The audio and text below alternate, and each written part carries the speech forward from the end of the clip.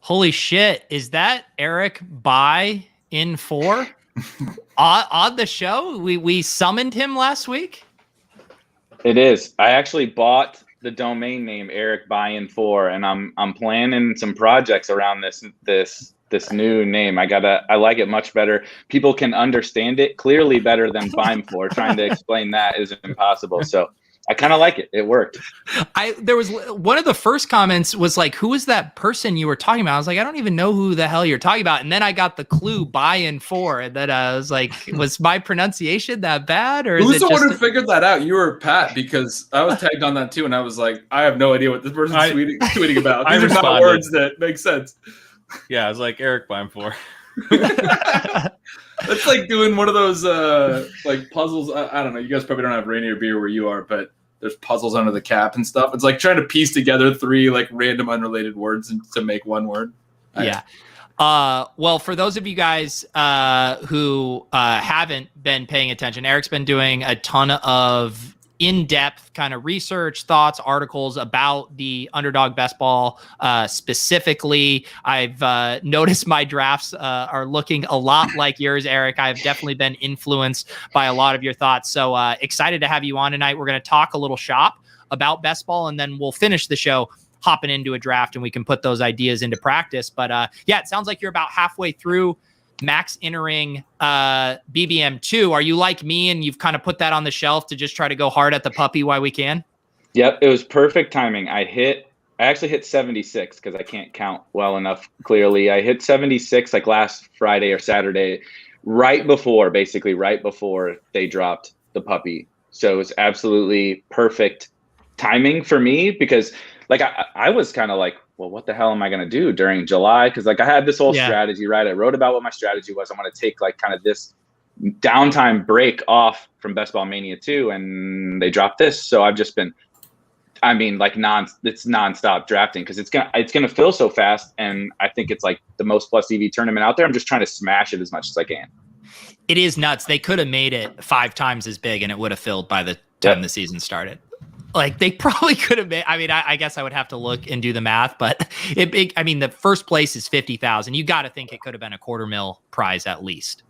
I assume they'll launch another one too, and they'll hopefully be. I assume the next one will be like at least 200,000 up top, just based on this interest. Like even the slow drafts, like I will go and I'll register like for 4 of them in a row, and they're all at 8 filled already because there's 8 other people doing exactly what I'm doing. Like it's insane.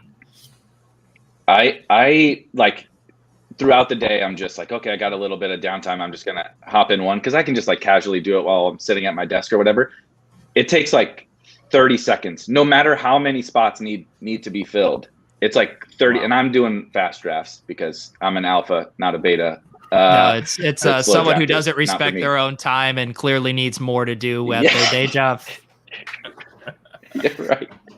I'm getting paid. Okay, this is my job. I should expense all these puppy between drugs, you and Kitchen. Does anyone actually do work over at Rotogrinders? We pretend. Hey, I've been reading a lot of. I've been listening to a lot of Erik's content. That's and he's actually doing right. That's not fair to lump you in with Kitchen. It really isn't. It really isn't. You're spoiled. You're totally. Your mind is ruined by working with Kitchen and Tuttle. You work with Kitchen and Tuttle, and the rest of us who are like grinding, doing real work during the day, and Kitchen is at Dairy Queen for lunch. You know? Like you can't lump us all in together. There still hasn't been anything better than that fleet. That was the best thing in the entire pandemic. It was good. Gretch, I know you are under the tyranny of a state where you aren't able to play Underdog, but I know you've been enjoying some of Erik's thoughts about best ball strategy as well.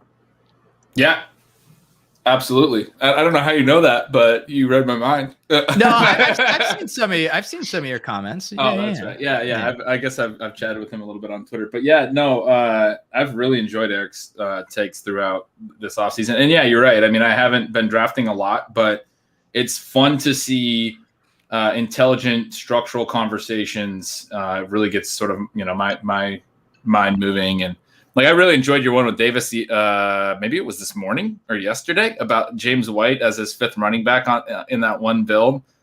You kind of sold me on it, but at first I was like, I was kind of on Davis's side at first. I mean, I do wonder sometimes, and I missed this. What was the conversation? We'll have to pull it up or something. But I broadly, I want to have a conversation about, have we jumped the shark to a degree where we're too confident that everything has to be right when you make decisions in the first 5 to 10 rounds? Because there are missed picks. Like, I don't even think Herzig's team we've looked at Herzig's team a lot this offseason, and it's a smaller contest last year. It would be interesting, though, to go back and see if he hit on all of his top 5, 10 picks, whatever. We're doing Scott Fishbowl right now. I had a top 10 team all year in points, and I took McCaffrey 101. I mean, that's sort of the thing I'm thinking about, is like, you can make up for that ground if McCaffrey goes down, if you hit on Logan Thomas as a late-round pick and you hit James Robinson at the first waiver run, which are the two things I did very well at the back end of the draft for no cost. So it's interesting, I think, and I'm curious about that. Like, do we think we have to hit on everything? Does everything have to relate, or is it just like that our, we're from an EV perspective, we're making a dump? Like, I mean, can you sway? Can you do what Davis did, or is it that terrible of a decision? I mean, I don't think it was that terrible. I just like to give Davis shit. But yeah. but I do think so. Like, I was arguing with Davis and somebody else who was kind of on the pro James White side. And like, I don't want it to, there we go. I don't want it to make it sound like I'm like anti James White. James White has a place in drafts and on certain teams, but the way that Davis and the 5th running back isn't even really the problem on this team. It is the archetype of back you selected when you used 3 of your first 5 picks on running backs. And his argument was he's like, we figured it out through like 8 tweets back and forth, where he was basically like, James White wasn't the problem. It was fucking Josh Jacobs. Yes. He finally got there where he was like, yeah, I just wasn't really very confident in Josh Jacobs. So I wanted to take this like floor back. And so in turn, then you shouldn't take Josh Jacobs, right? But Josh Jacobs is always the problem. He's always the problem. You got value. You think you got value on, the 55th pick overall with Josh Jacobs, and you're still never using his score. So what's the fucking point?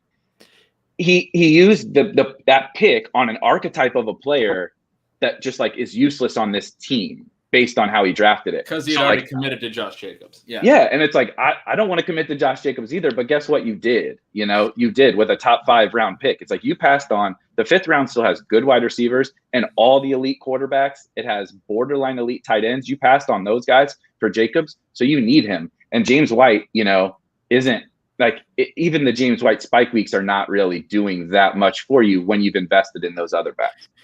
Yeah, and I think that's the thing too. Like, if you think about how you would approach James White in an FFPC or a season-long managed league, like I know for us, he would be a guy when we went true 0 RB and we needed some points week 1 before our rookies, before our handcuffs broke into our starting lineup. James White is sitting there filling that spot. So you're thinking about that in the same way for this. Like, if you're using James White to bide time, or to just give you enough of a floor so your receivers are just going nuclear.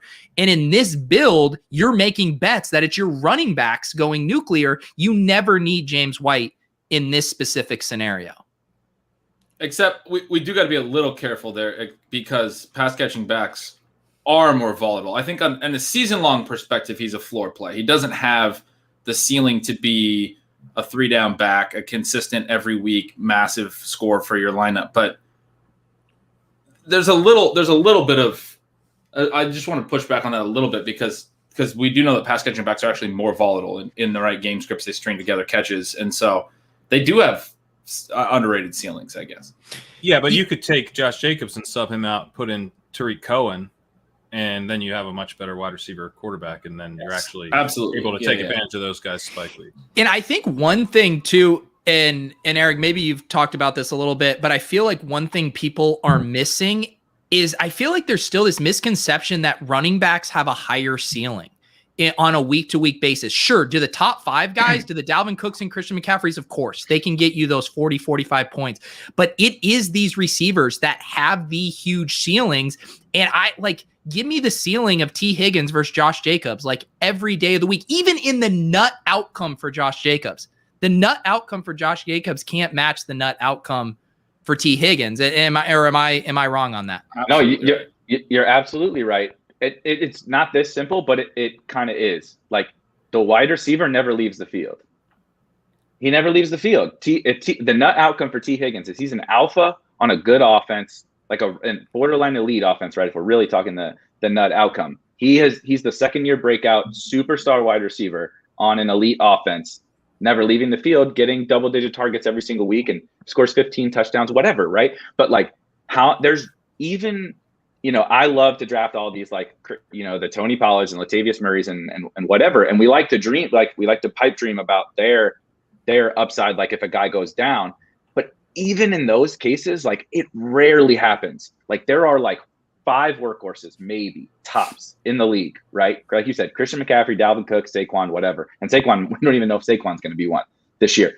It just doesn't really exist at the running back position anymore. So like, people have this thought of like, remember David Johnson, remember Le'Veon Bell, remember Arian Foster, remember LT, remember all those guys. Like, they just don't exist anymore. That's not how the NFL operates. So like, to Gretchen's point, like, James White does have like a role on teams and does have maybe some ceiling, because when game script breaks, that leans to certain backs. Like, right, Rojo has a place on teams, because like, there's never a scenario where Rojo's playing every snap, but if the game breaks his way, he can have an upside game. But like, no matter what happens, Pat's over there, go off, King. Go off. You know what I mean? Like, on teams. Gio goes down, doesn't matter for Rojo. Even Fournette goes down, doesn't really matter. Doesn't matter for Rojo. And that's like 95% of backs, right? And so like, the running backs just don't have that upside when so many of these wide receivers have the ceiling to like just go nuts in the, we're talking really top percentile outcomes. But like, if T. Higgins really is that good, why can't he be a top 5 wide receiver in the NFL? And like, hardly any running backs can match that production. Yeah, I actually have an article coming out on this tomorrow in regards to the kind of the elite running backs and people chasing them, because like what you're saying about, like David Johnson and, these guys do exist, but they're like, there's like 2 of them a year. And like, everyone's chasing those guys, and they're chasing them with like multiple stabs at it. It's like, well, there's like only probably going to be 2 of these guys this year, and you just took 3 running backs to start your draft. Like, your odds aren't that great. And on the flip side, a lot of these running backs are just like straight up busting. The bust rates are even higher in rounds 1 and 2 than they are in the part we call the dead zone. It's just the dead zone doesn't have any upside, guys. Sorry. Good. Oh no, so like all this average win rate stuff of like running backs versus wide receivers, averages are very misleading here, because it's not about averages. It's like the running backs aren't like just slightly underscoring every wide receiver. It's that most running backs aren't doing anything for you, and a few are like, you needed to have them. And on the other side, the wide receivers, they bust too. Not everyone hits, but more consistently, they're delivering you nice, solid win rates. And so if you're loading up on wide receivers in this range, you're just, I think, generally much better off. Go ahead. No, go Gretchen. Oh, I was going to say, like, I all of that was like, people should just re-listen to that 100 times. That was like really good.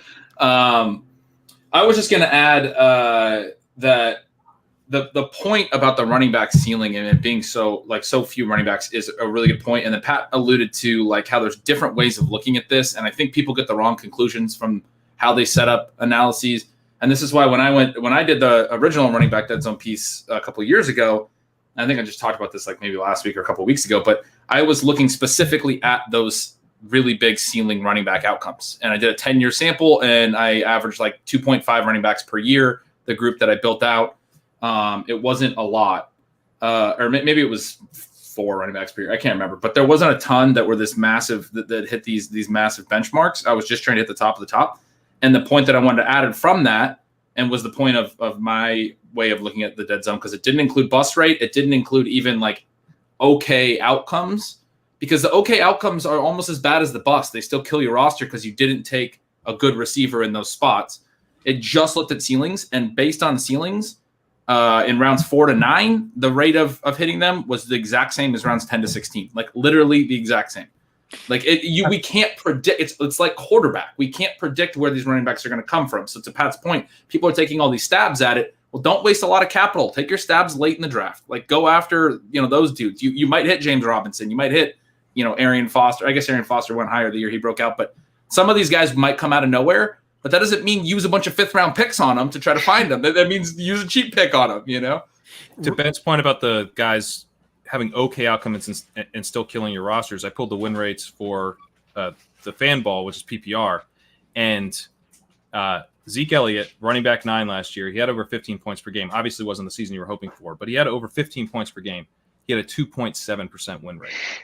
Absolutely crushed you. And it was not the Joe Mixon gets hurt season. You know, he stayed healthy. He played like 15 games, pretty productive. And then you see people talking themselves into that as a reason to take these guys right now. Like, he's going to stay healthy. He's going to be pretty productive. Maybe he doesn't have the ceiling. Like, great, enjoy your 4% win rate. Like, it's not that's not what you're trying to do here. I want that on a t-shirt. Great, enjoy your 4% win rate. We will. And Erik, I feel like you've talked about this a little bit too, but like this is the most simplistic point you can make. You can fit 3 running backs into your underdog starting lineup. You can fit 4 wide receivers. We've already established outside of 3 or 4 backs each year, wide receivers have a higher ceiling. And you can start 1 extra of them. How are you not fucking going wide receiver heavy in your drafts? Like, it literally makes no sense. And to the point that everyone has now made, there are 2 like league winning running backs, right? Dalvin Cook last year, league winner, right? 2nd round running back. That's the RB1 or whatever he was, right? CMC the year before. There's just a couple. And so like the rest of the guys is just like, you're piecemealing it together. Right? They're all the same. Beyond, obviously there's a couple elites and then there's probably a next tier of good. After that, they're all the fucking same. So like, why are you worrying about having a little bit better of the same guy, right? Like you're getting an extra point here and there from all the rest of that same. Go get, take your shot on whoever, right? Depending on what the build is, depending on how your draft breaks, whatever, all the typical caveats. Get your shot on that elite guy, right? Find Dalvin, okay? Right? Like I see some of the chats talking about Gibson. Like I kind of think Gibson could be that guy this year. We took Gibson 111 in the main event. Yeah. So like you took your shot. Gibson's your shot. Gibson is that guy, right? He's the guy you have to have. Now it's like probably from that point on in the draft, the rest of these dudes are the same. So like I don't need to spend a bunch of picks on that because there's so many. How many wide receivers have the upside, right? We just talked about T Higgins goes in the 5th round. I don't know about the main event, but on Underdog, T Higgins goes in the 5th round. Well, we'll see. You'll know pretty quick when you take them. Yeah. We could make a case now. We could sit here and make a real case like, dude, T Higgins like could just be the absolute league winner this year. And he goes in the 5th round. 5th round running backs are like, what's Travis? Is Travis Etienne, Percy Harvin? It's Mike Davis. It's Miles Gaskin. It's David Montgomery, Javonte Williams, Travis Etienne have gone in the 5th round, and then Mike Davis, Chris Carson, and J.K. Dobbins went in the 4th of this draft. Like, I'm not trying to shit on the rookies because, like, the unknown thing is always something that has a little bit of appeal, but it's like, what are the chances those guys are Christian McCaffrey? I'm not sure that that's within the range of outcomes. T Higgins could legitimately be like a 1st round wide receiver next year. Like it's in the range of outcomes. So like, but he's the 25th wide receiver off the board or whatever. Like it's absurd how many wide receivers there are. And think about that. Like a good mental shift to make is like, yeah, when you're drafting those running backs early, you are drafting for upside. When I'm drafting running backs at all other points of my draft, I'm drafting almost like, maybe I'm going to walk this back, but I was saying like, I'm almost trying to get like a floor of points. I'm like, just be enough so my wide receivers and tight ends can go nuclear. Like, I just want you to drag me there. Maybe things break right and you get a little bit more, but like I want as much ceiling from my 3 wide receivers in flex spot and tight end as possible. Like that's how I want to win. Well, and when you're built that way, like to your point about just wanting a certain amount from your running backs, obviously when you get ceiling from your running backs too, you can create a monster team, which is the whole kind of thesis on zero running back. But to the point of just like sort of wanting a floor, literally with 0 running back points, you can still be not necessarily competitive, but you'll finish in the middle of your league drafting this way. I've been doing this for years. I don't understand how people don't understand this, the same as you guys don't, but like, you can have no running backs, and because you stacked all these other positions so well, if you hit on them, you can still finish like 5th in your league. And that's not to say that's great, but you won't finish last. Like people think they're going to get dead last and they do 0 running back. It doesn't have some tiny floor that you think. What has the floor is when you stack running backs and they all get hurt. That's when you finish last.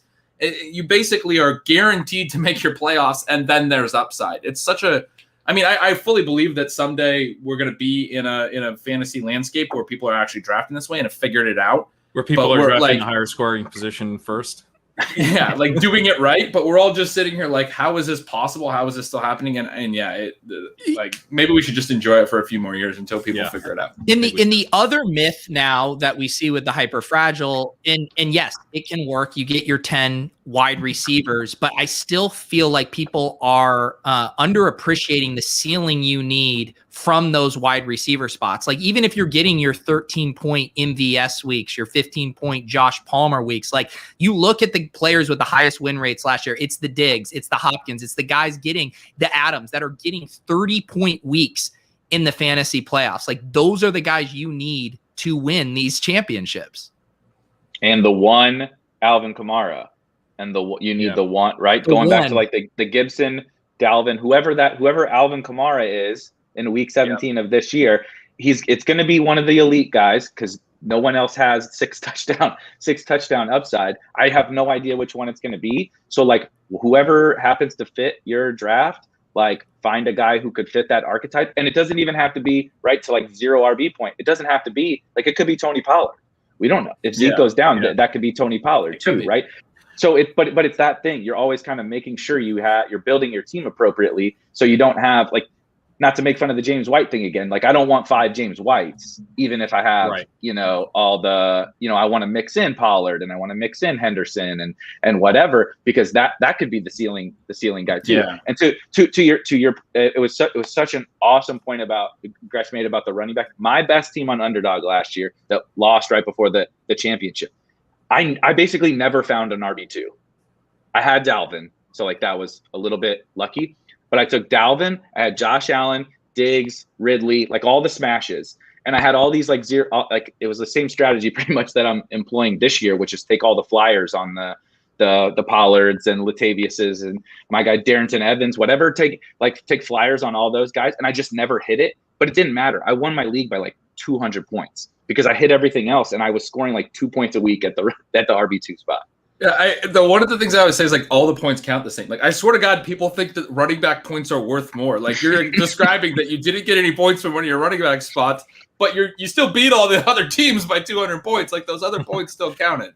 It's like two people looking at paintings, right? And like one's a Monet and it's very aesthetically pleasing, but then the Picasso or the Dali or whatever that's more abstract and gross goes for more. But it's like it's the same amount of things. It just whatever your aesthetic preferences are. People fucking love looking at the screenshots of their starting lineups with the running backs. It's like full stop. People will never stop loving those running backs. I want to be there the day that the Twitter repliers figure out that those screenshots are not good. You took too many running backs, dude. I love your I might team. retire. Your running backs could be better, though. That's Denny's best bet he's ever done. That's his best bet he's ever done.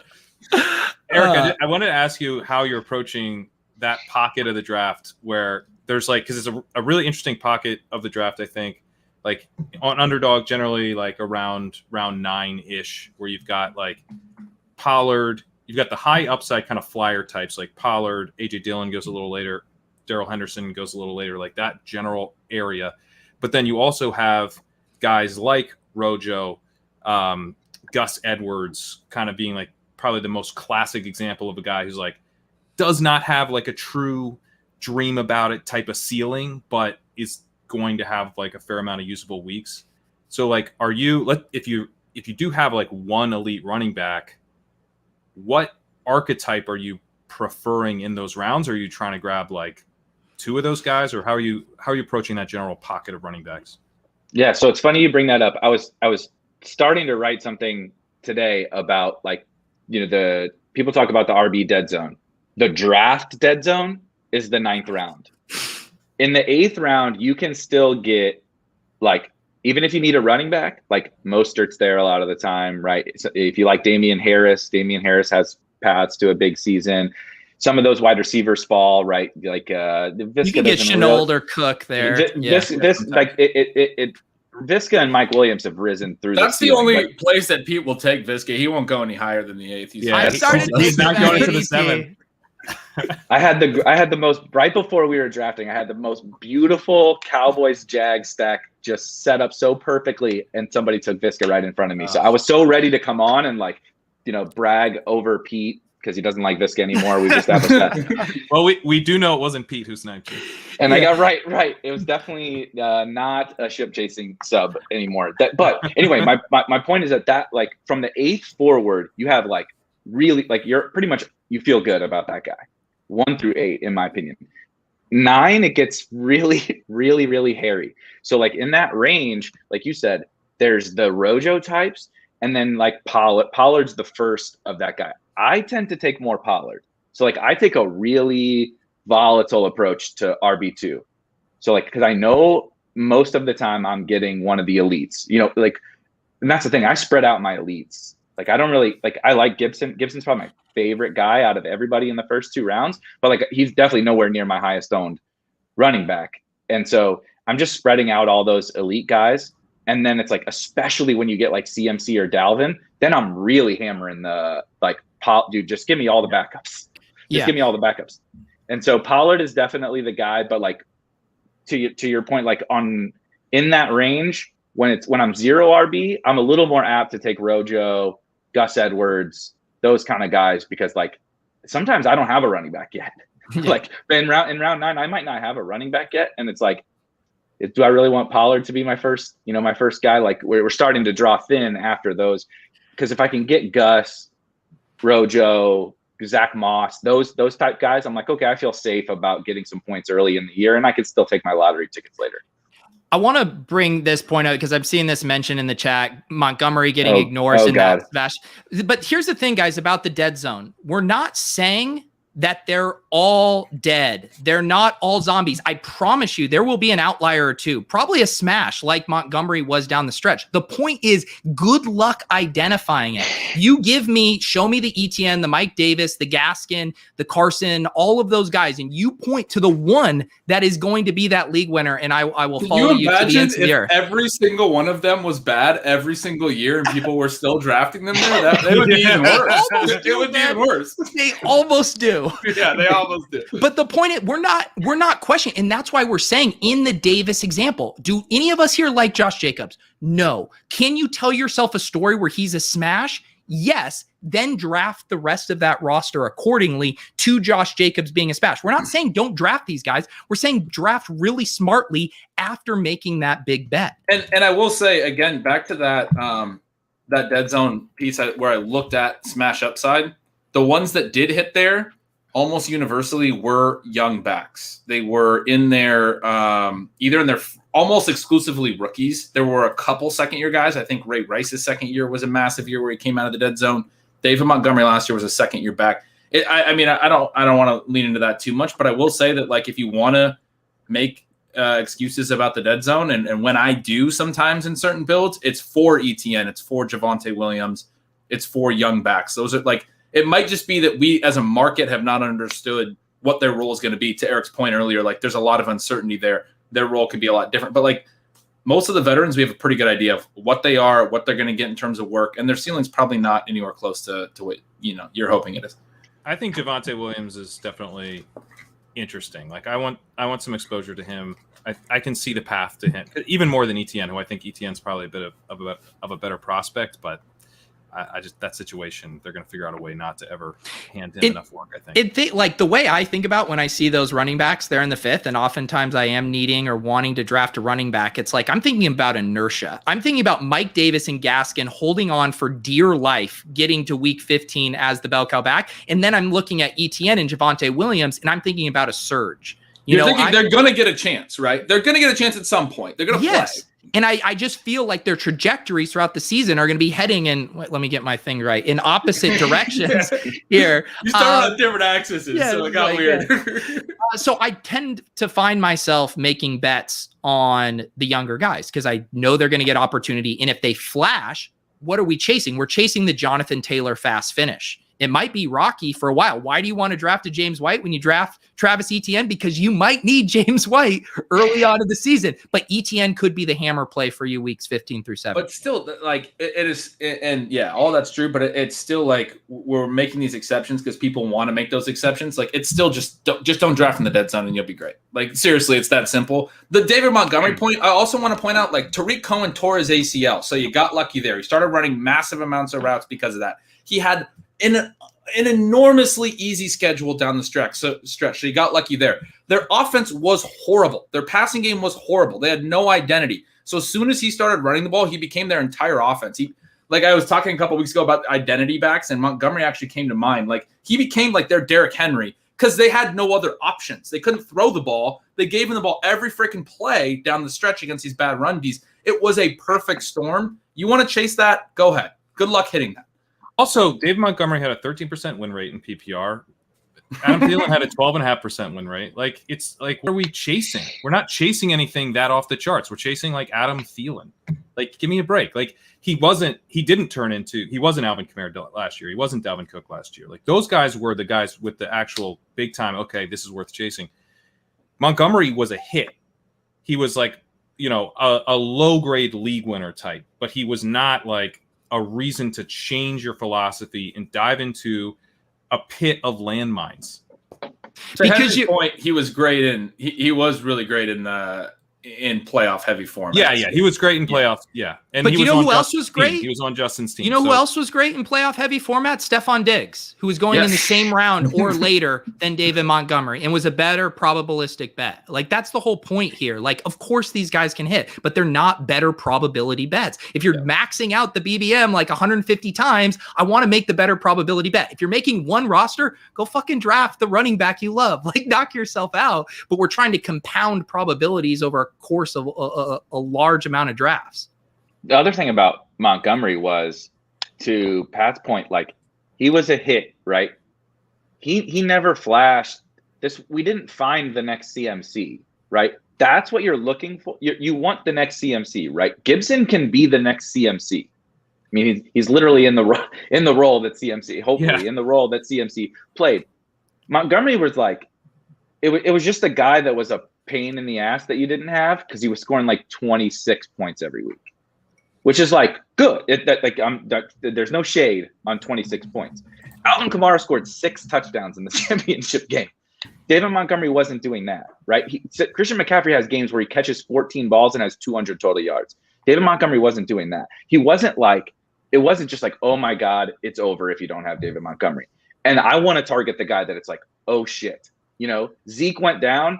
If you don't have Tony Pollard, like you're in trouble. So you better have some exposure to Tony Pollard because Pete, you've posted about 300 times now your team that got 5th in the version of the puppy last year, but it's been like 3, but it does feel like 1,000 times. But it had Tony Pollard. If you remember the one game that Zeke missed, Tony Pollard scored like 35 things. Pete's getting a drink. Again, if I'm going to tell stories about that team, I was using Lynn Bowden multiple weeks on that team. As he's twisting. I was using Lynn Bowden. I'm texting my wife for a beer. By the way, I don't know. Pete, is that drink at all related to the fact that in our main event draft, we were just sniped on T. Higgins? Were we? Yeah. I missed that. That sucks. We did not get T. Higgins in the 5th. He started talking up Higgins a ton, and someone was watching and then went and picked him. Yeah. I know. I was a little annoyed that you used T. Higgins right out of the gate of this episode, Pete. As I'm sitting here watching the picks roll in, going, yeah, well, either we have a much larger podcast reach than we ever imagined. That's the upside there. Okay, yeah. So I do think too, like it also just comes to me intuitively in these drafts. I've now said it on shows. I'm like, every single round there's a running back who I'm like, oh, that's not a bad value there. And so like, how do you counter that? It's like you just hammer pass catchers early because at every pick in the draft, Erik mentioned that round 9 clip. Like I completely agree. There's those guys there. It's the Pollard, it's the Rojo. Then you're getting the Henderson and the AJ Dillon. And then you're getting the Singletary and the Nyheim Hines. And then you're getting the Tevin Cole. Like every round, I'm like, oh, there's a guy here who can help me But that's not the case for wide receivers. You get to the fucking 12th round, and now we're getting everyone reaching on Rondale Moore and Elijah Moore, and you're like, okay, I got Traquan Smith, and then it's like dead. Like you're done after that. It's please don't blaspheme Traquan Smith. Okay, I like the Traquan. very first show we did together, I made Traquan Smith my like flag plant, and it was a live final weekend, and he airballed. Traquan Smith airballed. Very first time I ever talked to Peter Overzet. So I'm never drafting Traquan Smith ever again, I guess is the moral of that story. Eric, I want to ask you about you said you're spreading out your elite exposure. Like, how spread are you on? Are there guys that you just don't see the ceiling with and are more or less not targeting, or are you sort of letting the board fall to you and mixing it up like that? Uh-oh. Pat's question imbued his internet connection. Oh my God, to Eric I just assumed I was frozen. and then I'm like moving, like, hang on, wait. Frozen. Okay. Did you catch that question? Yes, I think I'm good. So in general, I'm almost entirely spreading it out.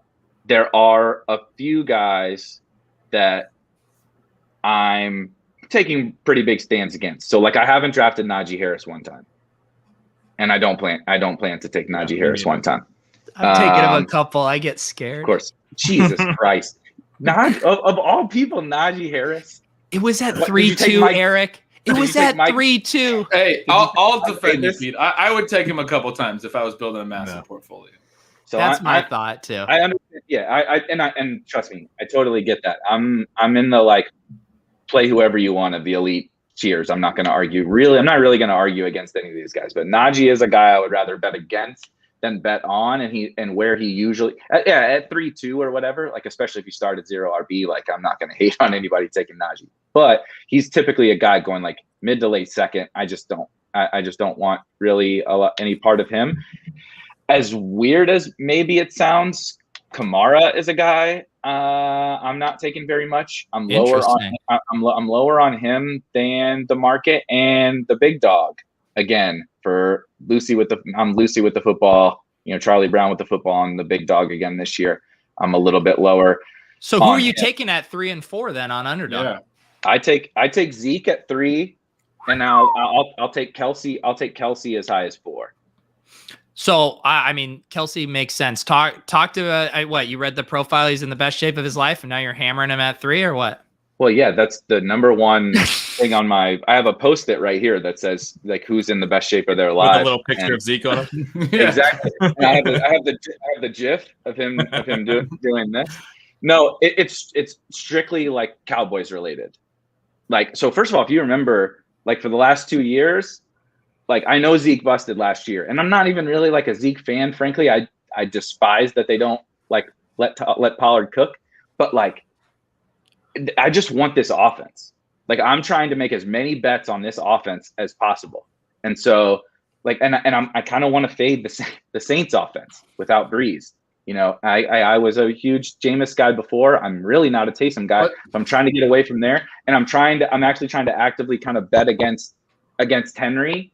And so like Zeke is just kind of that guy that falls into my lap where like it's not really anything about Zeke. I just want to bet on this offense. And I'm not trying to be the coach. They love Zeke. They paid Zeke a lot of money. I think they should use Pollard, but it doesn't fucking matter what I think. Every single time Zeke is healthy, he plays almost the whole game. And so I thought you were crazy for liking Zeke, and that was a really good take, like a really good speech. You've kind of, I mean, they're locked into him next year. But when you said the Saints, do you know that Jameis got LASIK? Have you heard this news? I wish Jameis would have got LASIK 2 years ago. Yeah, me too. When I drafted the ever living shit out of him, and he did smash, I guess. So maybe that's bad. He was like QB4 overall, like 2 years ago. He threw like 30 picks. That's why it was QB4. But he has. We need him. We need him to do that. That's the only like. But seriously, the Jameis. I got into it. Disagreed with Davis. He was touting Jameis like upside basically in the late rounds, and Jameis has like skyrocketed in ADP over the last month or something like that. But like I just don't get it. Like I don't see the fit with Jameis in that offense, I don't really see, they don't really have weapons.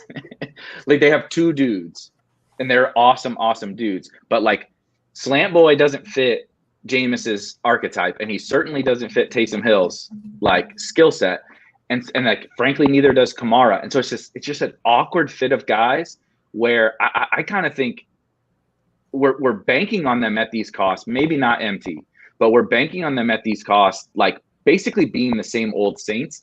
And I think there's several paths to like House of Cards collapsing on the New Orleans offense. And so I just don't want to be buying at the peak when I have other offenses I want to invest in.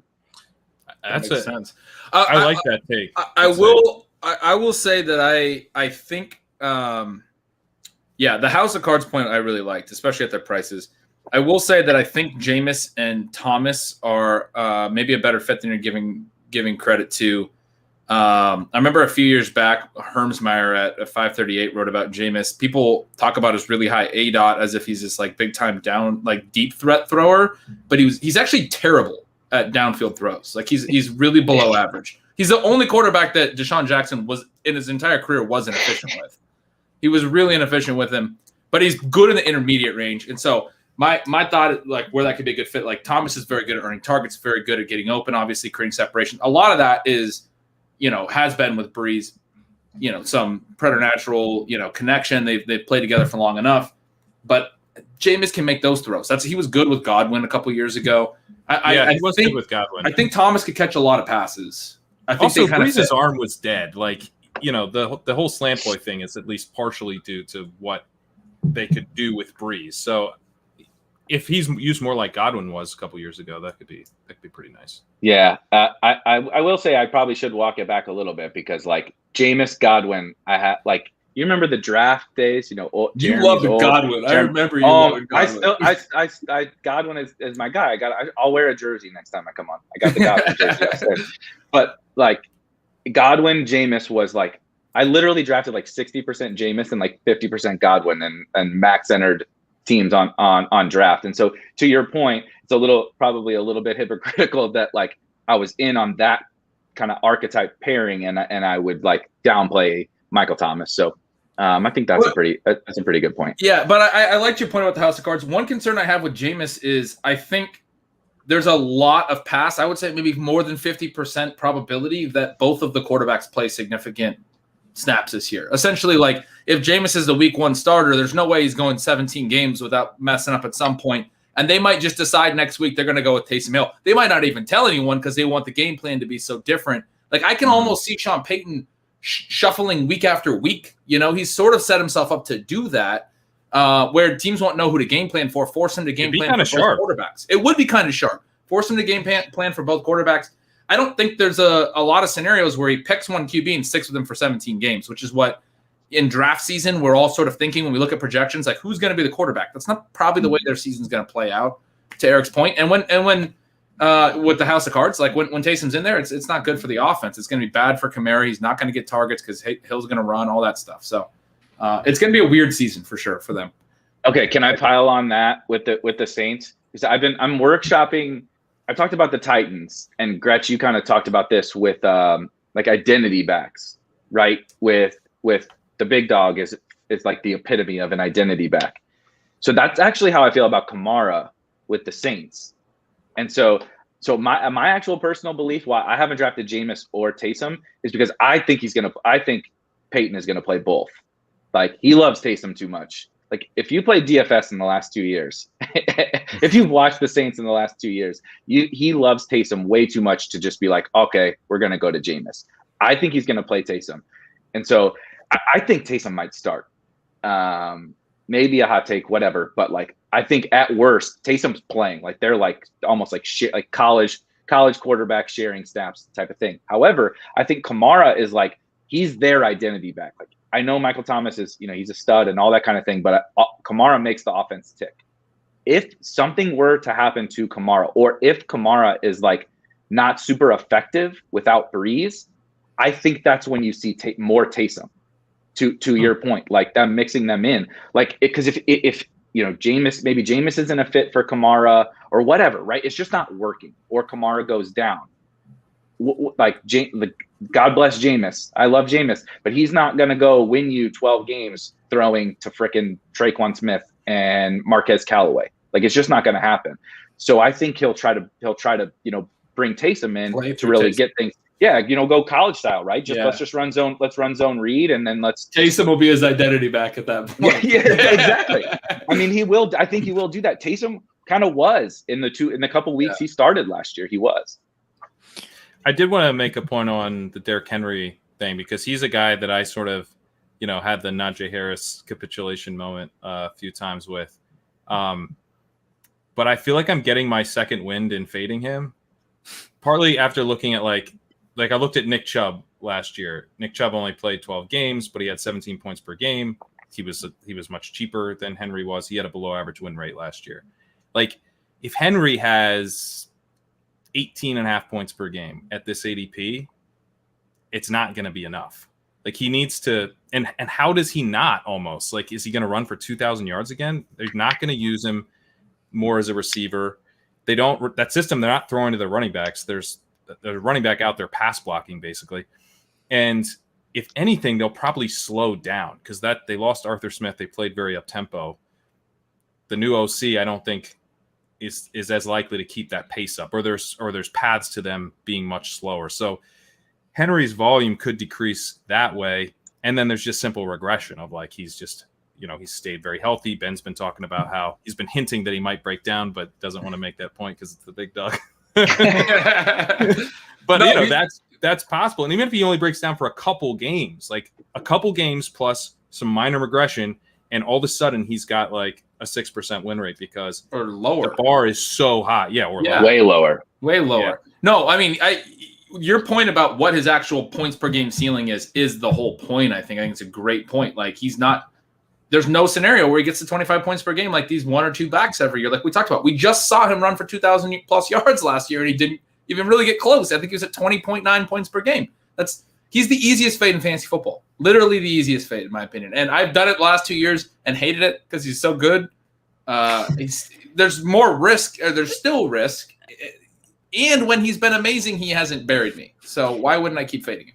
Yeah, I think the hard thing for me, like, you guys are definitely selling me. I've been reluctantly taking Henry there at 3 and 4 at times, just again mixing up my starts there. But I think that's the hard thing of, like, after Dalvin Cook, like, I do agree, like, it kind of sucks. Like, picks 3 through 6 kind of suck. Like, I love starting with Kelsey at pick 7. I'll grab Hill, I'll grab Diggs, I'll mix in some Jonathan Taylor. But I think what we're saying is, like, with Saquon's question marks, like, that range fucking sucks. It sucks. I was leaning towards Kamara as my RB3, but Eric's scared the crap out of me there too.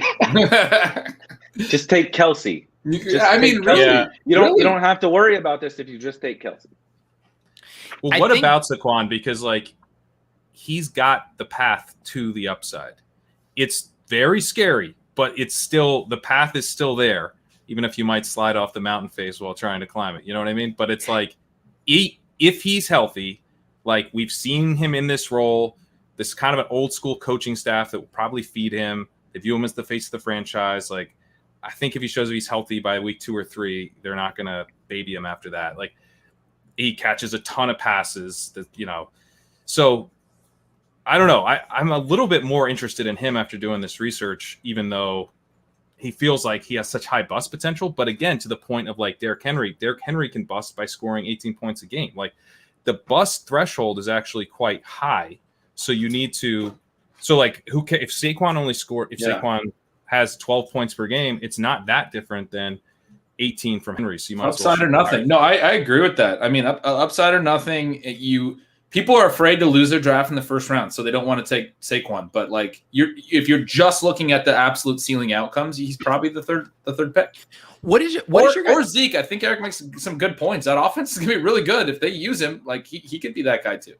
What is your guys' take? Someone, where is it in the chat here? Just draft Diggs. And This is where I'm wondering about, like, the Galaxy brain versus, like, I have so many Diggs teams, but they're all with Ridley. They're all with a Mixon or Akers. They're all with a new Hopkins. Maybe I reach to grab Gibson with him there. I have 0 Diggs with Metcalf and Jefferson. I have 0 Diggs with Kittle and AJ Brown, like those combos. Like, last year we had a Devontae Adams and Michael Thomas to justify. I feel like our collective hive mind was like, it's okay to take one of those guys, 104, 105. This year, it's like, no, you can't take Diggs 104. Should we just fucking let Diggs rip at 104 to get a different texture? I love the different texture point. Like, you might have a very unique team if you built a Diggs, DK, Jefferson point. I mean, yeah, I love that. I don't know. What do you think? No, yeah, Eric, what do you think on that? So the texture thing is something I feel like I've really kind of screwed up actually through like 75 BBMs. And taking a step back even from that, like the whole drafting thing, like you learn so much. The only way to fucking figure this out and like have these kind of like in-depth conversation is to draft. Like you would I could write as much content as I want, but without experiencing like hundreds of drafts, I'm never going to figure out my answer to this question that you guys are posing. And it actually came from, I started to think about this, Chris, from your, that's in your Discord, Chris in your G, chat. yeah. And Chris G. Yeah, super sharp dude, awesome drafter, like drafts way more than me. He's a total sicko. But it was him, I believe, that made the point about taking, when you have the 101, you can't get Cowboy stacks.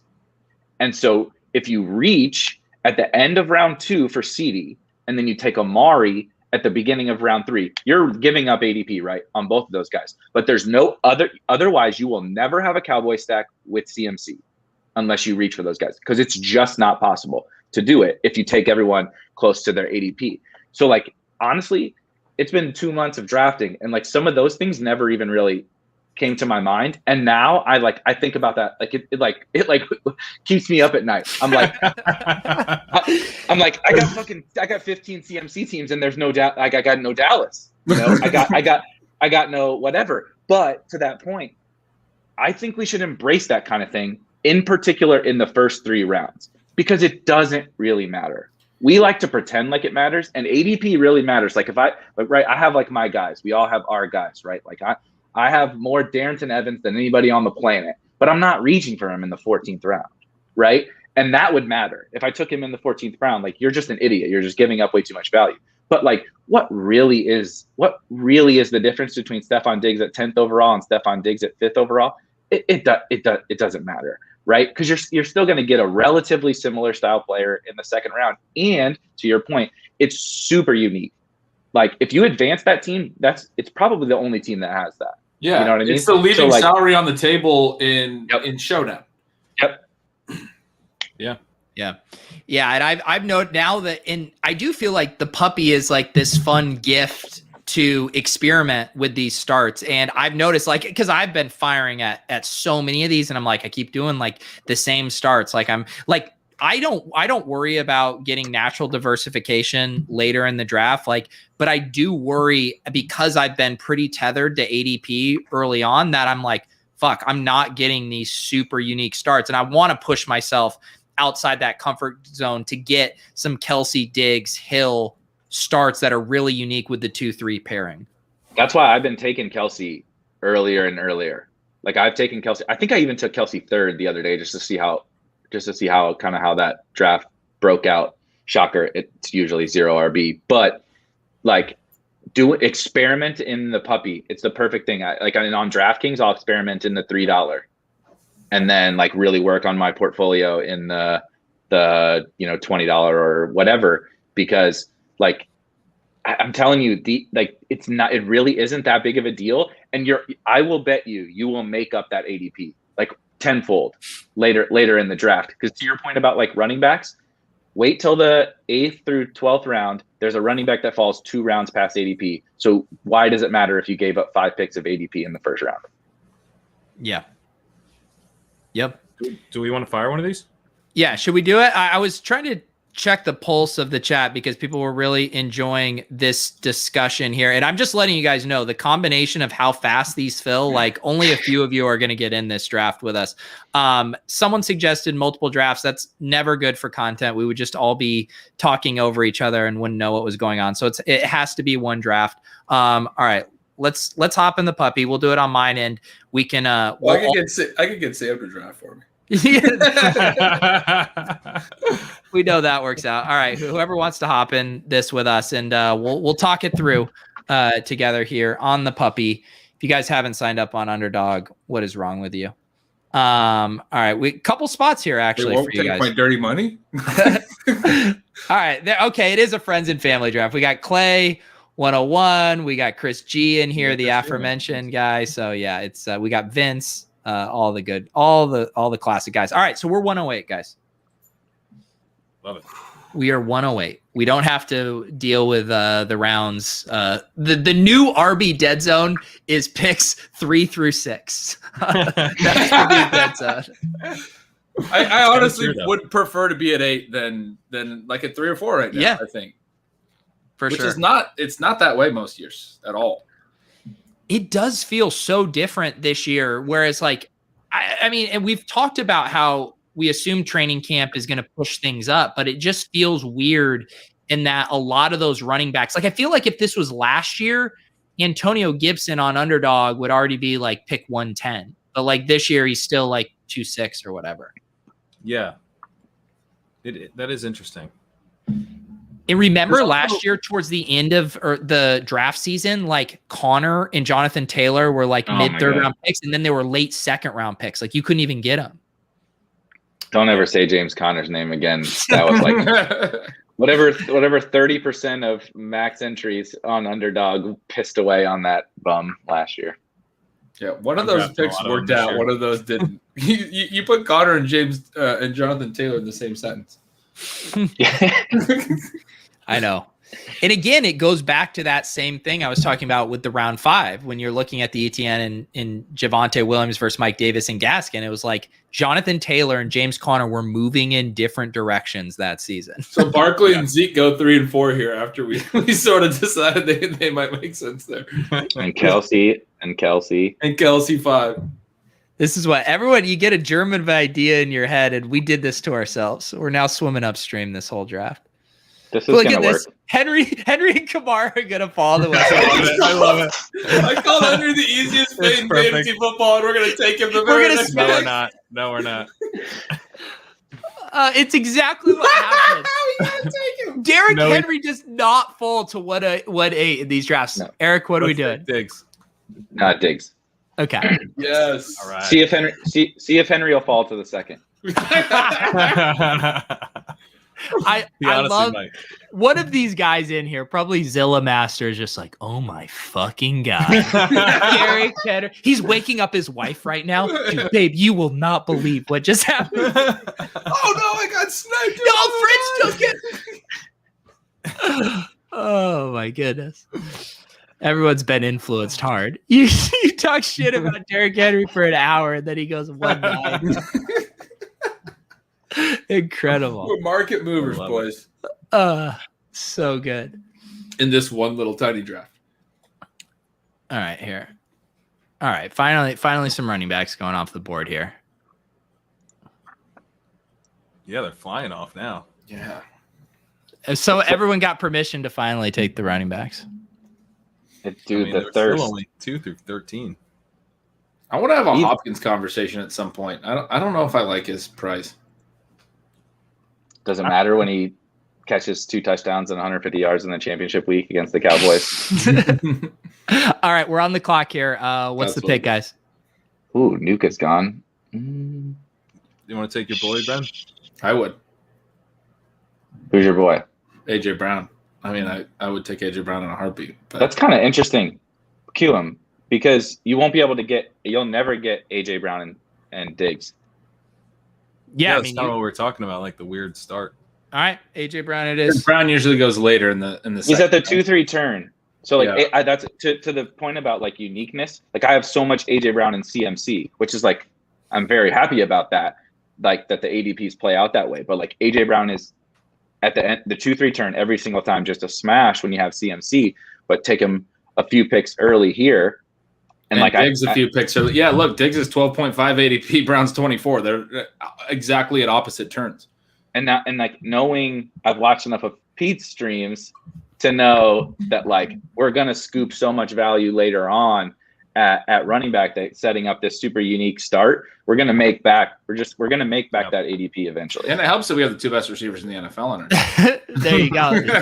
Gretsch is like he's 6 to midnight down there. I am 6 to midnight over here. Corbin, I don't know if you missed the first part, but there's a massive difference in differentiating in favor of receivers versus differentiating in favor of running backs that don't catch passes. There's a huge difference in what we're talking about with discrepancies there. Let's see what Chris G does here, who we already shouted out with his Zeke start. I know Chris is in love with CeeDee Lamb. I know he's in line with the Cowboys superstar. I knew it. I knew he would do it. We're all so typical at this point.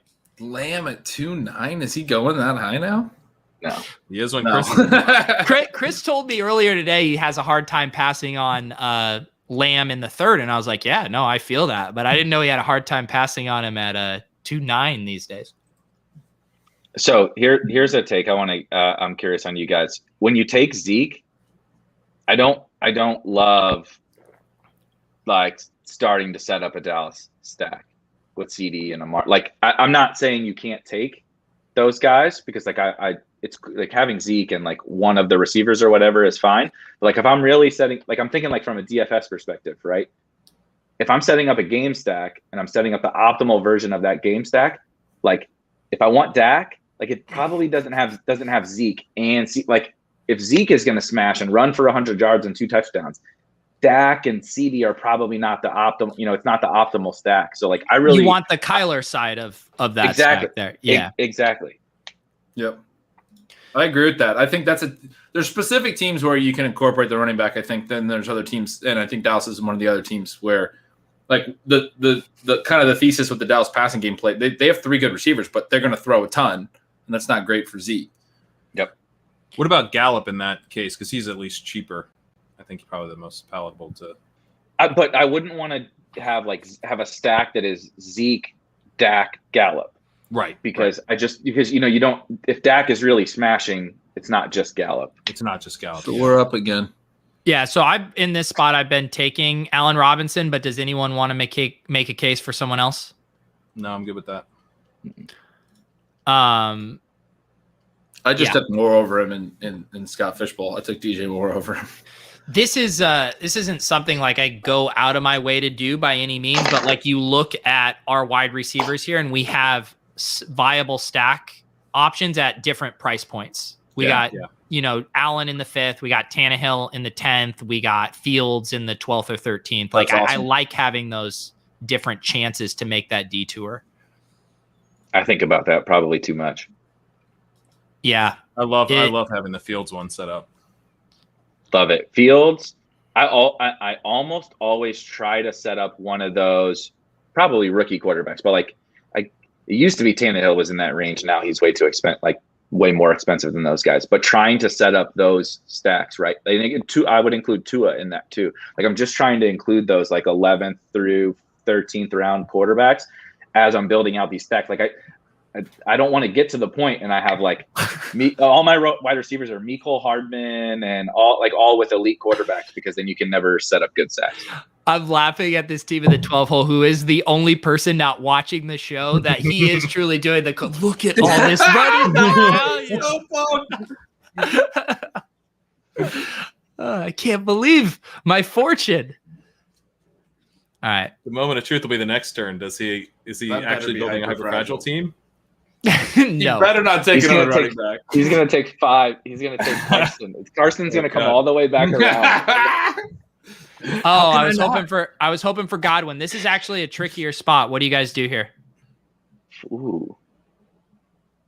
I might go Cup. Interesting in Chase, but Cup is my favorite wide receiver of those 3. Yeah. I found myself in this spot a few times, and it's not a very comfortable spot. We need to be more bullish on the Rams offense. Everyone needs to be more bullish on the Rams offense. They're only bullish. I know Woods and Cup are going okay, but they're past them being the highest scoring offense in the NFL. Like I'd like to talk about like the 49ers. We know about the Chiefs, whatever. why can't the Rams be the highest scoring offense in the NFL? As I'm actively stacking the Rams in my Scott Fishbowl with Stafford and Cup, and I'm going to probably grab Higbee. Thank you, Eric. Thank you, Eric, for making me, because I was like, no one's really talking about this. Yeah, to me, it's like I feel like the Rams can be this year's Buccaneers with the quarterback that changes teams, lifts everyone up. And I also feel like, to your point, the Rams can be what we want the Falcons to be this year, which is like, we were talking about the House of Cards stuff. I was talking about this, I think, earlier. Like, I'm worried about a House of Cards with the Falcons. Like, I feel like the Rams are just going to be a really good team that scores a lot of points this year. And we also talk about variance and chaos in NFL seasons and having too much certainty. The reason no one's talking about that is there's way too much certainty that they're just going to run through Cam Akers. And that might be the most likely scenario, but we have to talk about this other possibility where, hey, Sean McVay finally has a quarterback who knows what side of the sky the sun rises and sets in. Maybe he wants to throw the ball a little bit. Who knows? Yeah. The other thing is that the Flyer guys, and I get, Eric, this might have been your point, but if you want Tutu Atwell, which I'm not that excited about, but if you want Deshaun Jackson's free. People are drafting Emmanuel Sanders, he's going to have this big role. They're the same age. Deshaun Jackson might, be. Wait. Deshaun Jackson and Emmanuel Sanders are the same age? They're the same age. Wow, I did not know that. I don't understand the Emmanuel Sanders thing at all. Yeah. It's one Joe Biscuglia athletic article or whatever. Yeah. So I've been drafting Jackson a little bit because he's just totally free. I do think Gabriel Davis is a smash. Sanders was an 8th round pick last year, and I said he was undraftable several times. And then Thomas got hurt. That was the scenario where Sanders should have smashed, and he still wasn't good. How are people still drafting him again? He's old as hell. He's not explosive anymore. AJ says in the chat, Van Jefferson, who I have kind of a bias against, so I haven't been drafting him. But yes, I take him as well, because the beats are saying Jordan Rodriguez was saying he's the wide receiver 3 right now. So also, in my opinion, Van is like the handcuff wide receiver. Josh Norris and Hayden were talking about this today on second year breakouts. And I think they absolutely crushed it. Van is more, in my opinion, what the 3 wide receiver set is going to be: Cup in the slot, Woods, and then kind of a situational rotation between the burners, Jackson and Tutu. Yes. Right. Yeah. And then, but Van will make, he's going to play. He's going to touch the field, but he is insurance on Woods and Cup. He's and a hard man. Yes. But there's value in that offense. You know what I mean? If you're playing I'm not taking him in an 8 wide receiver or 7 wide receiver build, but if I'm taking a 10th wide receiver and he's there in the 18th, and you don't have Cup or Woods, except for when one of Cup or Woods goes down, the other one's going to smash, and Van's not going to catch any passes because he's terrible at football. But yeah, no, the rest of what you said is right. He's not going to play. I am dying at this board right now. I hate Van Jefferson. Dude, we got to fucking take Chris Carson. I'm sorry. Is this real? Tell me. Josh Allen, you can stack Carson. You can stack things. You can stack things. We're going to do that too, Ben. That's the spoiler. Take Chris Carson. You're going to give us Chris Carson. What else are you going to get Chris Carson at pick 56? This year's David Montgomery, dude. Yeah, you wanted us to find him? We just fucking found him. We literally just took a dead zone running back after talking about how 10 years down the road, people are going to draft guys like Carson behind this pick. And they're going to figure it out. 21 picks after ADP. Even I have a breaking point. We're going to get arrested for insider trading. It's not value. They're saying it's value. Can we just point out that he should probably go 56? I'm just saying, that's probably where he should go. That's correct. He's a great first running back in the late 5th. There's a difference. I just want to make that take outside of this room as if it's at all reasonable to say. Yeah, Corey's calling Rudman for collusion. Here's the play, guys. You start a stream and you say how you fucking can never draft a running back in round 5 or you'll get arrested and deported. Well, and then you actually take him when he falls. Oh my God. This is some kind of the influencing is on display. I thought people had their own moral compasses, but I guess not. The Zilla Master. This is 21 picks behind ADP really is. See, you're coming around. I'm saying, yeah, you're not wrong. We've built a very unique build here with all the ADP shifts that we've had. Hero running back. We did it. To Beimfohr's point, we made up that ADP loss from those earlier picks pretty quick. Like Let's that. go. Yes, Josh- we just Josh got Allen. Josh Allen fell in our laps. This is the best draft of my life. This is the best team. I'm like 200 drafts deep, and this is the best one I've done. What is happening? What is going on? I This literally draft- talked about. I've done 200 drafts, and I scream on on YouTube, on Rotogrinders.com. There's thousands of people that read this, and no one listens. Right? I come on this show, and I say what I want to do. We're like, yeah, let's take Diggs way too fucking early, and then let's take AJ Brown way too fucking early, and the next thing you know, like we're getting the 4th round QBs and this 3rd round. What is happening? This doesn't make any sense. If you guys, you all PayPal me $1.25 after this draft, we can all have a share. Visca in the 6. Ooh, Pete, what do you think about that? Sorry, I mean, this bit's never gonna get old to me. I mean, this is out of control right now, and this, my friends, is why you draft 4 wide receivers to start, because Devonta Smith and Visca and Gallup are going to go in the 6th. Yeah. It's gonna get ugly. We're gonna want that Carson pick back by the end of it.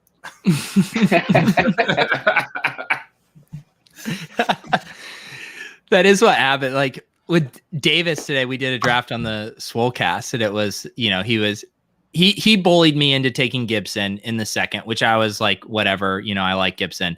But then again, like every point in the draft, the best values were running backs, like over and over. And eventually you just have to stop taking them. Like you can't scoop the value eventually. People don't realize that, though. You actually said that before I even really like registered for me. This is one of the first drafts you probably did, like streams you probably did. And I was like you said it just like that.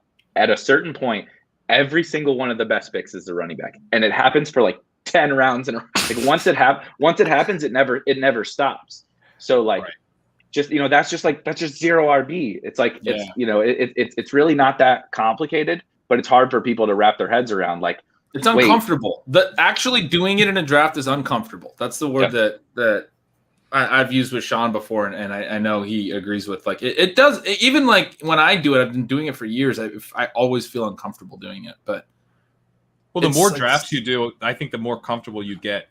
Yeah, being better at it, because what happens is like the first time you're like, oh, I did it, and now there's a running back value that fell in my lap, so you take the running back value. But then you're like, hang on, like I'm doing this. And then I don't feel as great about my team as I think I could. And then you pass on that running back value, but then you end up taking like the next one or the one after that. It's a great litmus test for purely, I mean, we're all trying to marry it, right? The structure with the value. But if you are purely a value-based drafter, you're going to have fucking 9 running backs on your underdog team. Because you're going to draft a couple of them early, and then you're going to be like, holy cow, Raheem Mostert in the 8th. Oh my God. Like it's just over and over and over again. And next thing you know, you've torched your team. I'm convinced that's a real thing that happens a lot to a lot of people, like people that aren't listening to this, obviously. But like you get, I think that general consensus, people understand you should take like 8 running backs, but like the best value is always a running back. Sure. Oof. I had Boyd as my I know. favorite. Boyd seemed like the obvious pick. What do you guys want to do? I'm good with Boyd. No, Boyd's gone. Oh, I do Shark. Yeah, I'm fine with Chark unless anyone else want to make a case here. I got nothing. Yeah. Again, setting us up for another. We have stack options in literally every round now. I tweeted about this earlier, and I was looking at it more because you guys were talking about Visca, well, every week, but in the last couple of weeks. And the Jags, I don't know why when I first was like looking at schedules, I was like kind of out on the Jags. They set up really well for the playoffs. The weather, dude. The weather's rough. Yeah, I'm really worried about the weather against the Texans. They play in week 15, they play the Jets, and week 16, they play the Texans, which is like, I mean, you really can't dream of a better 15-16 matchup this far out. Now they play the Patriots in the championship, but obviously if you can get Lawrence and Visca, and then you pair them with, any of the elite Cowboys, Cardinals, Chiefs, Bengals, whatever. Pick Bills, pick your favorite team. Like, that's just a smash playoff setup. Yeah. I mean, I get, the cold water on the Jags, if we're going to do the schedule thing, is outdoors in the winter in New York and outdoors in the winter in New England, weeks 16 and 17, which it's not ideal. But don't even try to talk negative about the Jags on this stream. I learned that the hard way. I'm not even allowed to talk about the schedule, Eric. We're looking for micro edges here. I'm fucking talking about the weather in December, and these guys just, kick me off the stream. Have you tried to tackle Visca in negative 10-degree temperatures? Yeah, he's like the big dog. His powers only increase in the. He went to Colorado. It was cold. He's familiar. It's true. Okay, we should talk about what we're wanting to do here. I was eyeing Goddard there, but he just went a few picks before Hunt goes here. Talk to me, guys. I do Mostert. I do Landry. I do Carter. Yeah, or Fan if you guys want to go tight end. But I would. Yeah. We don't have any Niners. I would take a Niners back. Okay, I got them both in the queue. Where are you guys at? Sermon. Works for me. Yeah. I've been drafting a lot of Mostert just because he's the one who falls more. I haven't been getting Sermon here. So again, getting him almost 20 spots after ADP seems like a nice grab. Yeah. And we don't always draft running backs in these rounds. So what we do, they're a round and a half plus after ADP. Will someone make that Dos Equis meme for us there? I don't always draft running backs, but when I do. But you pointed it out, Pete. Sermon is like the playoff play. Yeah. Right. Yep. And you've talked a lot about the San Francisco schedule as well. It's super juicy. You're making a bet that Trey Lance takes over, that they're one of the better offenses, and then they get the great schedule. So yeah. I was just laughing. Someone in the chat, I think I missed it now. It already went by. Oh, here it is. Montgomery just went pick 80th in the other draft. A bunch of these guys jumped in. The other one, D-Bot still available in the mid 7th. I love how you guys are all having a parallel, just bizarro draft right now. Will you put Brick's comment up when you are done pouring a drink? Hang on, let me see this here. Did Beimfohr ask to come on to be able to talk for more than 2 minutes consecutively? For those of you not tracking, that is a Blender sub comment right there. That was really funny. Yeah, you've been 2 in the lab because you were technically the regular co-host on that podcast, and then you're too flaky to be reliable. It sounds like. Yeah, well, once I got deep in the best ball streets, Blender is grinding, Euro soccer showdown edges, and like we are not on the same page when every Tuesday rolls around. So I'm taking a small break from the. I'm sure when we get closer to NFL season, I'll dive back in. But we're not on the same way. I'm not sure we were ever on the same wavelength, but we're definitely not right now. No, it would be awesome to get. I'm the same way with Brian. Like I'm trying to get him on the best ball stuff. You're trying to get Blender. We got to convert these guys. So don't get Brick, please. He's far too sharp for I would like to feast on the fish that are out here in best ball. Like every time I post something about only idiots draft running backs on Twitter, I get 37 negative replies, you're a fucking idiot, and that's good for me, but Brick would come in and just take all of our money. I literally had one conversation with Brick about best ball last year for about 10 minutes, and it completely changed the framework of how I think about best ball drafting. And I'm not even kidding. So yes, it's very true. But they don't want to tie their money up, and they don't want to spend their time doing all these live drafts like us sickos. That the edge will forever live. The best pick for the rest of the draft is going to be a running back now. Yeah, exactly. I'm telling you, the best, most value. They're going to be sitting up here at the top. I think an interesting thing. Where are you guys at on Logan Thomas? I guess he would be the only somewhat tier break here at tight end based on ADP. Is Elijah Moore still around? Yeah. Would you guys go Moss because we have Allen and Diggs, or are you against that? I'm not against that.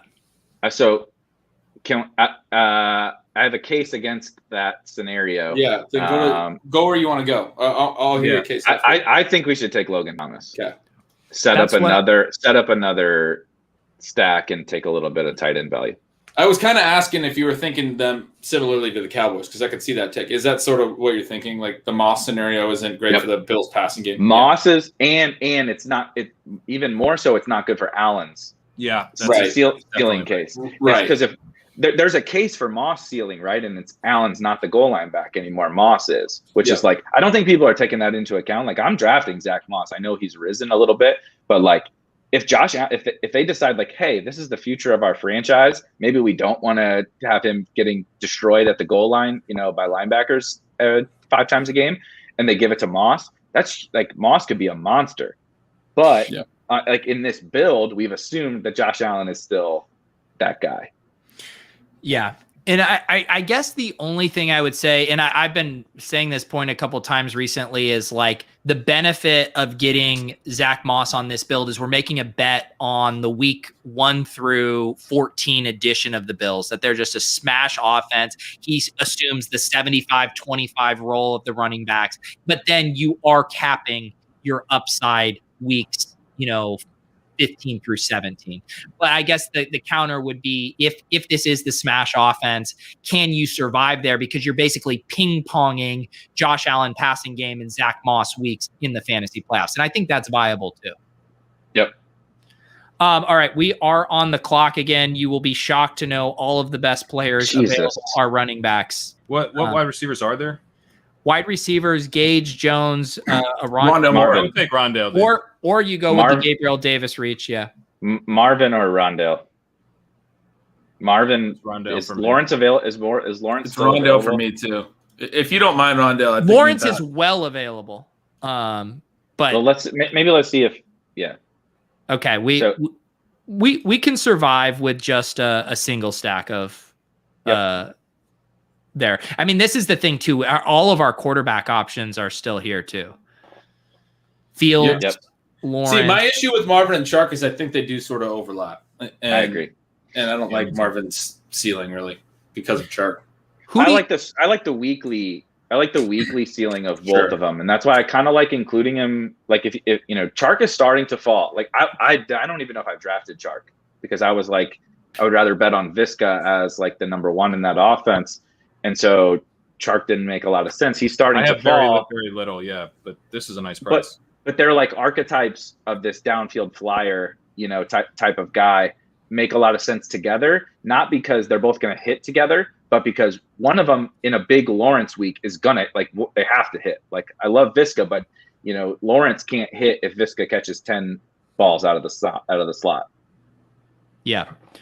I think we know what Marvin Jones is, and I think it's probably safe to assume like that's what we're going to get. We're going to get a couple of weeks this year where he has blow up weeks. Like I feel like that's just what it's going to be. We have a note here that they have the same Lawrence and Allen have the same bye. Oh, okay. Can we talk about that? Yeah, talk about it. I don't care about that. You'll take a 0 at QB. I think it's reasonable. If you win, if you have to finish top 2 out of 12, right? If you sacrifice, let's just call it 20 points. You sacrifice 20 points, but you're maximizing every single other week. Is it really that big of a deal? Chris G was drafted a team like this, and we were having a conversation about it. It's also interesting to me because people are avoiding it, that you could end up with a very unique team once you get it through. Yeah, I have been on that wavelength for tight end, especially just because the expected points from that tight end position is so much lower. I mean, you are giving up, probably like a 25-point spot, on a good team.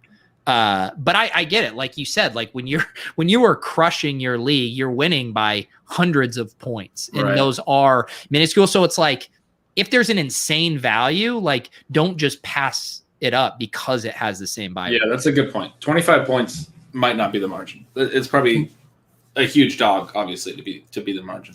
It goes back to our same trap with running back. Appreciate the board here. What do we got? Just look at not the running backs, the queue. Yeah. The kid was literally all running backs. This is a sick draft. Can you click over to QBs real quick? Yeah. Yeah. So if we do want to go Fields, we have Fields and Lawrence. That's what I was looking at. Lawrence goes, but we still have Robinson. Fields.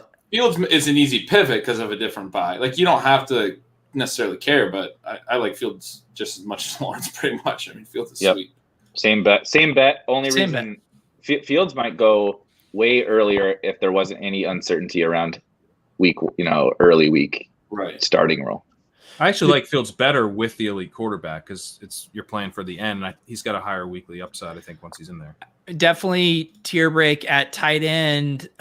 Big tier break here at wide receiver. Plenty of running backs to choose from coming back on the 12 wrap. Fournette's been the best available pick for a long time.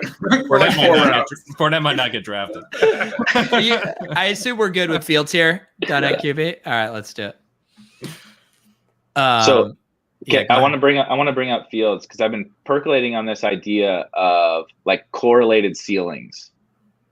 And so I just recorded a podcast episode today about it. I end up on tangents. Maybe I am a lot more like Blender than I think, but I ended up on a tangent about Fields and Cole Kmet and like correlated ceilings between, especially like these kind of like undervalued quarterbacks and tight ends. And like, if Fields is really as good as you need him to be for your best ball team, like he could elevate a guy like Cole Kmet from the 15th round tight end to like almost the elite tier. Mm-hmm. And like Cole Kmet's competition is Jimmy Graham, right? Like Jimmy Graham could like be DNPing by the end of the year. And so like, just like the correlated ceilings of those kind of players are really interesting to me. And I probably haven't taken it into account enough. And like this kind of build, it makes a lot of sense too. I love looking at Kmet in this build. I think that's super sure. I do too. Yeah. I'm actually curious in general, like what your guys' tight end game plan is here, because this is probably a leak just to not mix it up more. But like I have so much 2 tight end builds. Like me too. Not that I'm always having, Kelsey, Kittle, Waller, but if I go Hawkinson or Andrews, it's 2 tight end. If I take Higbee, it's often 2 tight end. It's really like Goddard, I find doing 2 tight end. It's basically after that tier that I take 3, and I generally am not going that late. So just curious, like, Eric, how often you're building the 3 tight end builds with kind of the later guys, and then like when you are, what your game plan is. So it's funny you should ask, because that's literally what I recorded an episode on today. So everybody in the chat, check out the Rotogrinders Daily Fantasy Football podcast. So I was drafting some 3 tight ends early on. Hang on real quick. Sorry, guys. We're on the clock here. Yep. So we have to take Fournette? Jesus. I kind of think Christ. No, please don't take Fournette. I don't want to take Fournette. I want to keep my exposure at 0. I would rather take Latavius if we're actually going to take a running back. I mean, I'm not saying play. You guys are talking about 9. You don't need Fournette to play. Okay. Yeah, Latavius is fine with me. All right. Yeah.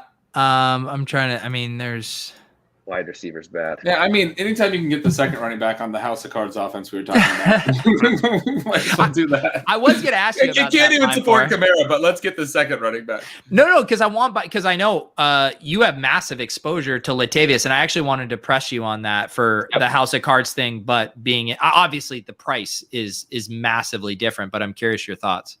I am not sold that he is as impacted by that like House of Cards scenario, and the upside very clearly exists. We've seen it. We've seen when Kamara goes down. We've seen when Kamara's playing. Latavius Murray has 2 touchdown weeks when Kamara plays, and so it has a lot to do with the price. Like, let's get that out of the way first. It's very price driven. I'm like, definitely a little bit bearish on the offense, but I actually think some of the bear case could be good for Latavius from a usage perspective. Like if they have to go into a shell, right? Like they can't be, they weren't the old Saints before anyway, like last year, but like if they kind of have to go into a shell, like especially you bring Taysom in, like let's run zone read and let's bring the hammer. Taysom could be really good for Latavius. Let's bring the hammer. he turns 32 in January. Like, is this a Mike Leone stream? Why are we talking about 32-year-old running backs? Son of a bitch. The other thing too, like people are talking about Latavius over Fournette being crazy, but again, just like setting all biases aside, like the Saints backfield is a 2-man backfield. It's Kamara and Latavius. You tell me who the third running back is that's going to steal touches. I think the Bucs are going to be a true 3-man backfield. You're going to have Fournette and Rojo splitting early down and goal line stuff. You're going to have them all mixing in on pass downs with a preference towards Geo. Like, to me, it's not even close. They won't all be mixing in on pass downs. No. But I mean, like, to counter that, I agree with that. To counter it, the Bucs are going to be in more plus game scripts because we're really concerned about the Saints generally, and they play the hot hand. So, like, to the point about Latavius having some 2-touchdown games even alongside Kamara, Fournette's going to have 2-touchdown games, especially if he has sort of the hot hand game. They showed that a lot last year, the willingness to play the hot hand. I don't know. I think I would take Fournette fairly easily over in the 13th round. I don't know. It feels a little pricey. I'm happy to make. I'll make Latavius versus Fournette season-long bets with anyone who wants. I'll happily take Sam. Yep. Sam, if you want that action, I will book that at whatever price you want. I think Fournette. We talk about house of cards. Leonard Fournette is a fucking house of cards, and his ADP is only here because of Lombardi-Lenny playoff action. He got cut by the Jaguars. Like, he almost got cut by the Buccaneers. I know. He had. God damn it! Are we going to take Fournette? Yes, he's 26. Latavius Murray's 32 in a few months. Can I actually recommend somebody that's legitimate for this build that we have right now? Yes. I know you're shitting on Manny Sanders, but we should. Yeah, stack it up, baby. Stack it up. Great call. Thank you. Davis, is he gone? Gabe Davis is long gone. Okay. Gabe Davis went in like the 8th round. What are you talking about? We had the choice. I asked you guys, do you want Gabe Davis or Rondell Moore? And you guys started pounding the table for Rondell Moore. We did. You should have paid more attention. So wait, Eric, what do we do at tight end on this team and in general? Jesus, we just took 65 years of NFL players in our last 2 picks. Do you realize that? What are we doing? Do you like we're winning? Do you like fantasy points? I like players that don't have brittle bones, that aren't in the AARP. Leonard Fournette doesn't have brittle bones. He's 26. Yeah. I mean, I don't like him, but he's like 42 in running back years. Can we talk about how we fucking turned Gretsch into a Leonard Fournette truther who's pounding the table for Leonard Fournette? It honestly took a lot less than I thought it would. You start taking 35-year-olds. I'm going to start pounding the table for a dude that's at least got a 2 in his age. Manny Sanders' legs are younger than Leonard Fournette's legs. I'll bet that right now. Dude, I want to interview V. Kelly here because he was hammering running backs, and he's probably like, I fucking could have had Lenny Fournette in the 10th, but I took 4 running backs to start. Oh man. I feel like I've lived a lifetime since this draft started. We still have 4 more picks. Yeah. All right. I set Eric up for his tight end point. Can you pull up tight end? Yeah. We're going to be on the clock. Oh, let's just be quiet. There's just the most obvious pick of all time. We are now back to our Eric. How are things going with your wife? Yeah. Speaking of my wife, I need another beer. Yeah, why your wife is bringing you beers these days and not your? I know, not my kids. She told me over dinner tonight for the first time that she's watched some of these streams before, and I had no idea. And so I said I was going to ask for a beer on stream, and I texted her. She didn't bring one, and then I mentioned it on stream, and she brought one. So I'm hoping that now that I've mentioned it on stream again, that I'm going to get a beer. She might be still watching. That's incredible. Yeah, my wife does not watch these streams, nor does she bring me beers. That's not happening. Fritz is going to time out here. I mean, this is Cole Kmet smash season. That's correct. Yeah. I was worried he wasn't going to make it back to us there, but that's nice. I am not pro Fournette. I'm surprised how anti Fournette you guys are. You said Latavius Murray and Emmanuel Sanders. Those guys were relevant 17 years ago. You love Fournette as much as I hate LaVisca, Ben. Let's just say that. Oh my goodness. People are shook by the Fournette. I keep. Yeah. Sorry. He's What's the tight end point? Oh yeah. Go back to Fair. tight end. Yeah, Okay. go back. All right, Yeah. go back to tight end. So obviously, Komet was the play, and like, so I've started to like really.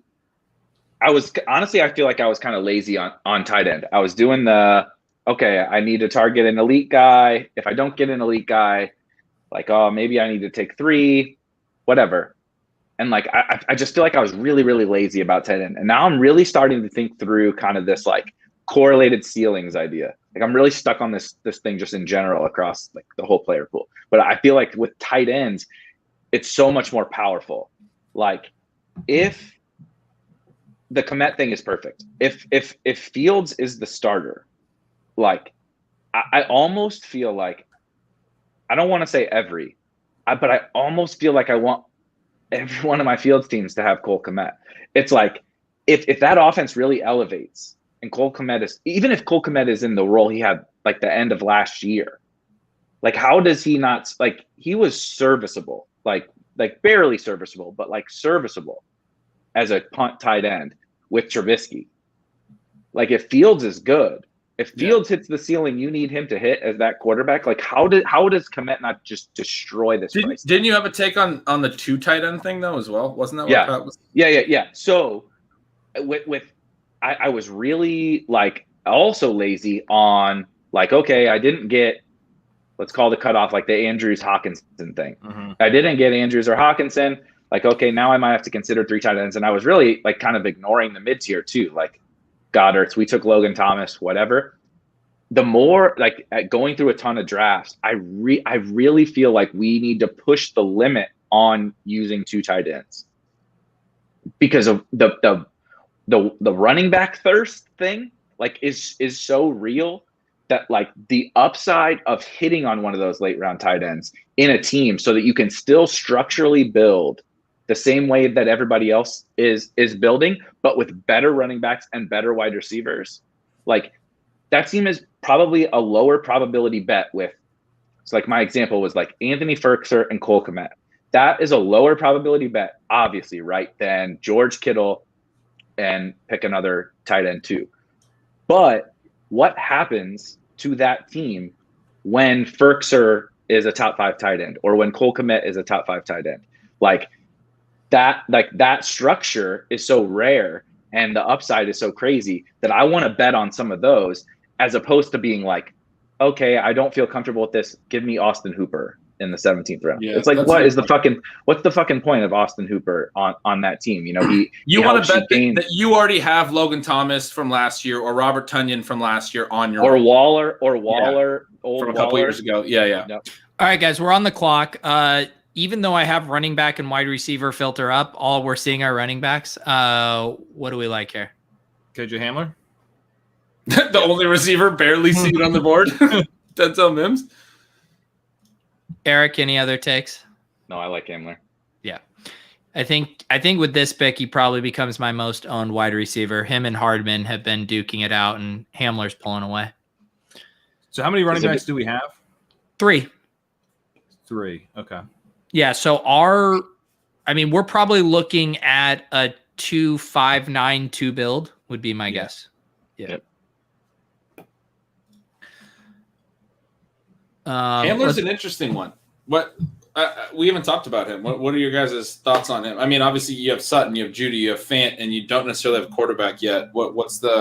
He's a great prospect, but what's the player? My way of sort of talking myself into him, which I'm already biased towards doing because I thought he was a really good prospect, is that if it's Teddy, then I wonder if Hamler plays a little bit more like Curtis Samuel than is like just a clear out deep threat, in which case he could be pretty interesting. Yeah, that's a good take. He would make a lot of sense like Samuel in that scenario. And the funny thing with Hamler is we've already seen it, right? Like we've seen last year, all he has to do is have that 1-2 touchdown game. And at this price, he's like a win rate smash. Yeah. Can I ask a serious question? If he wasn't on Herzig's team, would you have this much exposure, Pete? I think so. Just because in general, I'm just going out of my way to prioritize all of these second-year wide receivers. I mean, yeah, I get why Darnell Mooney is going way ahead of Hamler, but like they're kind of similar probability bets. I don't know. So are we going to ever take running We're on backs the or clock just here. not take running backs? So we got Tevin Coleman, James White. We could stack up Chicago, although that, as Eric has pointed out. This does feel like a build where we want James White. I don't know. I'm fine with James White. Yep. I'm good at that. Mm-hmm. All right, let's do James White. Yeah, I agree. This is the kind of builds we end up on, and then I think we can probably take a little bit more of a high upside crack with the 5th running back there. Exactly. Yeah. But the Hamler thing, it is just going back to that thing of wide receivers are getting pushed up so much, and we were having this conversation in the Discord the other day too about just like the upside guys late, and like it's so thin unless you can tell yourself a story about a Josh Palmer or Cornell Powell, like, you know, it's like, who the fuck is actually getting multiple spike weeks this late? We took him over Mims. We like Mims too. And Mims is another one of my most owned guys. Yeah. I guess what your point is, like, they're similar spots, right? Like probably 4th wide receiver might be able to earn 3rd wide receiver spots in a bowl scenario. Yeah. I like Mims' quarterback upside more, right? And volume was more there last year. But yeah, they're similar spots for sure. Would you say Mims is hot, Eric or Ben? Yeah. This is why I'm not singing. This is why I'm hot. It is like we talk about like fatigue with draft. Like I was like, I've been drafting so much Mims, and like you brought him up, and I'm like, yeah. And it's literally from my own personal fatigue of like Hamler and Mims are just guys constantly like at the end of the drafts where I'm like, yeah, I guess I'm taking these guys again. Clicking them. Yeah. Like nothing's changed. I'm just bored of them at this point. So here's where I'm different. I'm taking running backs here. Yeah. I like to take running backs at the end too. And it's kind of like changed my strategy a little bit because there's guys that I like here so much. If I take 5 running backs, I often will go like 3, maybe a 4th where we took White, and then the 5th one's reserved right here. Yeah. But like, as you see with this build, we're still taking one more wide receiver. And you do have to take some gross wide receivers. And it's a little different with this, but if you go anchor RB, like I'm almost like punting RB2 so many times just because that's just how the natural flow of the draft. So like I'll have 8 wide receivers. Like we have 8 wide receivers. Like who was our last wide receiver? What round did we take him in? Last round. Yeah. Okay. So like I'll have 8 wide receivers way before this, like way before KJ Hamler in like a hero RB build, because that's just kind of like how the flow will work out. And like you're winning wide receiver for sure. You're winning wide receiver like every week across this entire 12-man league. I'm definitely losing RB2 early in the year, but like I'm going to hopefully, you know, if you hit on one of these guys, I'm going to win RB2 eventually. And then you have whatever, right? CMC, Gibson, Saquon, Zeke, whoever as your anchor. It's the same old stuff. I mean, what have we said at Rotoviz for years? You're trying to win the flex. You're racing to win the flex. You want that hammer. You want that 4th upside wide receiver in your flex, and you can survive with 10 points from your RB2 in the money weeks. We're on the clock here. What do we got for? So we are either running back or wide receiver here. Definitely lots of options I like. I don't even mind Cohen with the Fields build. I like Penny a little. Are you guys worried about Penny's health? I took a lot of Penny and then I pumped the brakes with the injury stuff, but I'm good with whatever. Someone make a take. 30 seconds. Penny's fine. Oh shit! No, we have Carson. Oh no, we blew it right at the end. We did it, Gretch. I blame Gretch. Shut down the stream. Oh my god. We had a good show.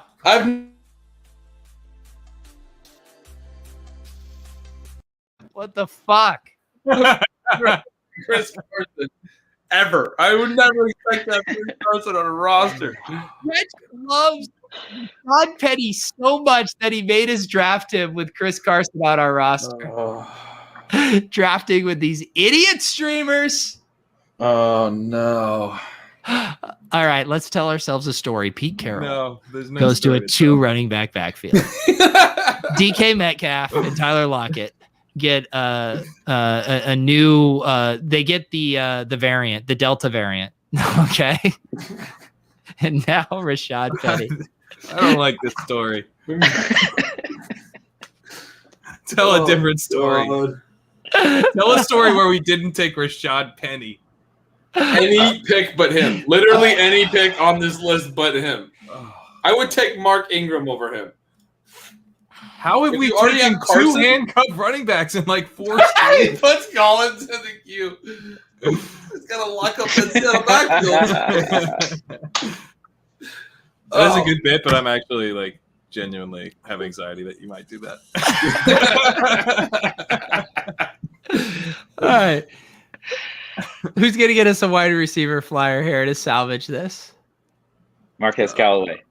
Let's just we're on the. What about Bulls. Tutu? What about Tutu? Tutu? I like Tutu also. We talked about the Rams being the highest scoring offense, so that's Yeah, there you go. I like it. We have Cooper. Lift Cup. Cup. yeah. There we I'm go. fine with it. That's fine. That's a fine Soft pick. stack the Rams. Yeah. What about like you said, DJ Eric. Dallas? Would you shut the fuck up? God damn it, Pete. What if you would have pulled in there? I almost let it go. Oh my god. Yeah, did you guys hear this? Rashad Penny's the wide receiver one in Oh Seattle. boy, he is. I think they're playing him out of the slot. I think. right? God, Yeah. I cannot wait until this team wins this because Chris Carson gives us like 8 RB1 weeks, then gets injured, and Rashad Penny comes in and Comes just in. finishes the job. The playoff And then- weeks, baby. And then everyone can we have the Hertzig team for next year where everyone's like, no, dude, you got to draft the handcuffs because one takes you halfway and then the other brings it on home. Oh God. Yeah, Eric, exactly. I've been referencing Paul. your point on the wide receivers stacks a lot recently. I feel like I'm doing it wrong because like your point is that you could take DJ Moore and Robbie Anderson and then not take Sam Darnold. Yep. And in fact, that's probably like optimal rather than a bad thing not to have Darnold. But like I also see it. People get they get CD and Amari, and then they get sniped on Dak, or they get DK and Lockett, and they get sniped on Russell Wilson. I feel like that's fine too, especially with the DK and Lockett, where it's super condensed.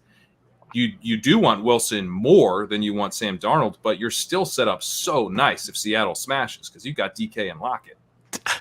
People worry about it way too much. That is a fact. I don't really worry about it. I try to push it, like see how much value I can get out of it. So like we'll come to like I'll take CD and Amari or whatever, or even if like I just have CD and I want to set up, like maybe I want to set up the Dallas stack and I can try to get Gallup in the 7th or whatever.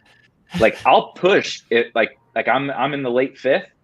And like I'll kind of look like, oh, do these guys have quarterbacks, at the turn or whatever? Can I see if I'll get Dak really, really cheap here? And then like, to the T Higgins thing. It's like, because I can get T Higgins and Dak, like it's not going to happen very often, but when it does, like that team is just a smash compared to every other Dak team. You know what I mean?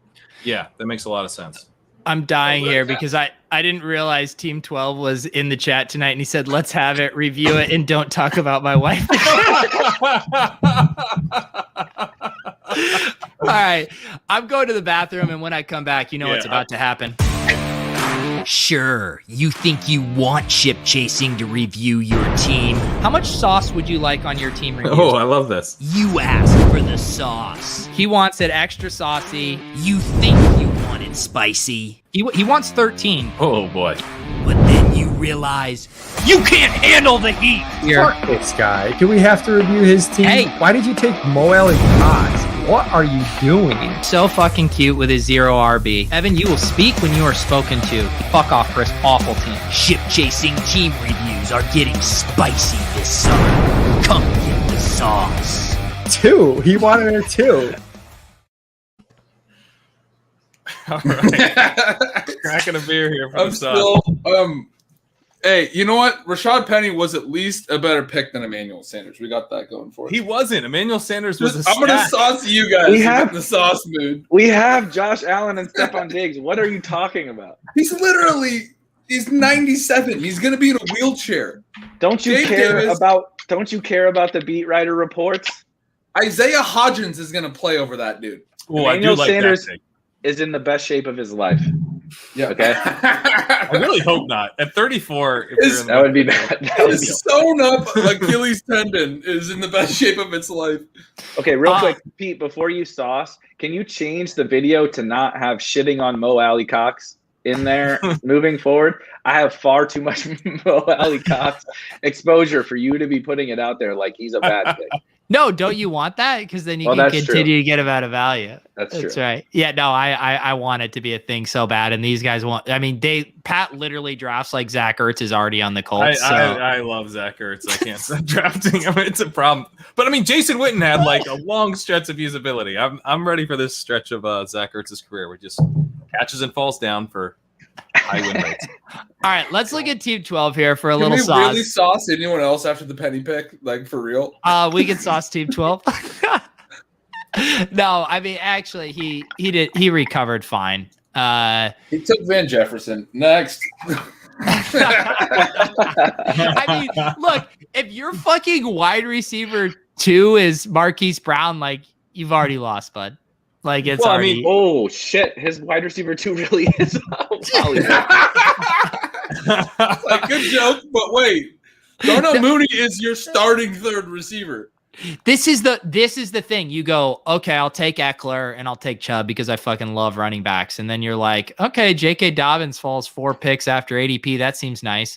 And you're like, holy shit, DeAndre Swift also fell 5 picks. And now you're It's the start of like every disaster movie. Like he got out on his sailboat and the sun was shining and he's taking running backs and it's the wind's blowing and the sun's on his face. And then all of a sudden it gets a little choppy here with his wide receiver 1, Kenny Galladay. Well, and if you're going to do that, you can't go Hawkinson and Goddard at 61 and 85 alongside Galladay and Brown. Like, you got to start hammering receiver and go late round tight end. Or I don't know. I mean, this is you're right. What's with Hawkinson Ryan and Goddard on this roster? I don't think Wait, this who are person we is saucing? in the It's chat. the wrong team. No, I wanted to sauce 12 because it was the worst team. It deserves it. This is the worst fucking team I've ever seen in my entire life. There's not stack. There's not even a stack. He doesn't. Can we have a talk about stack. like what's going on with the Sam Darnold pick? Like, what is that doing here? There's value. Look at the ADP. I guess Terrace Marshall. Yeah. Well, like this is because Look at that. Get some 20 picks after ADP. What are you going to do?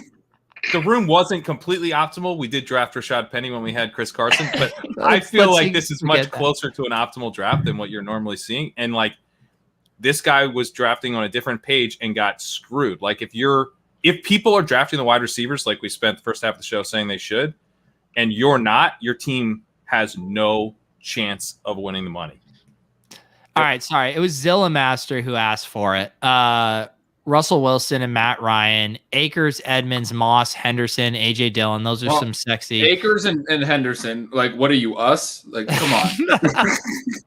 Ridley, DJ Moore, Lockett, Claypool, Cooks, Moore, Olamide, Patterson, Jonnu Ferkser, Eric Ebron. Like, this is like the sexiest team that finishes in 4th place that I've ever seen.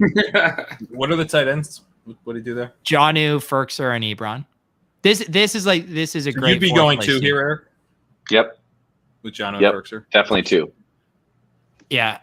I had to get that soft stack with Claypool and Ebron. Wanted to make sure to really, get a couple ancillary Steelers passing game pieces with no Roethlisberger.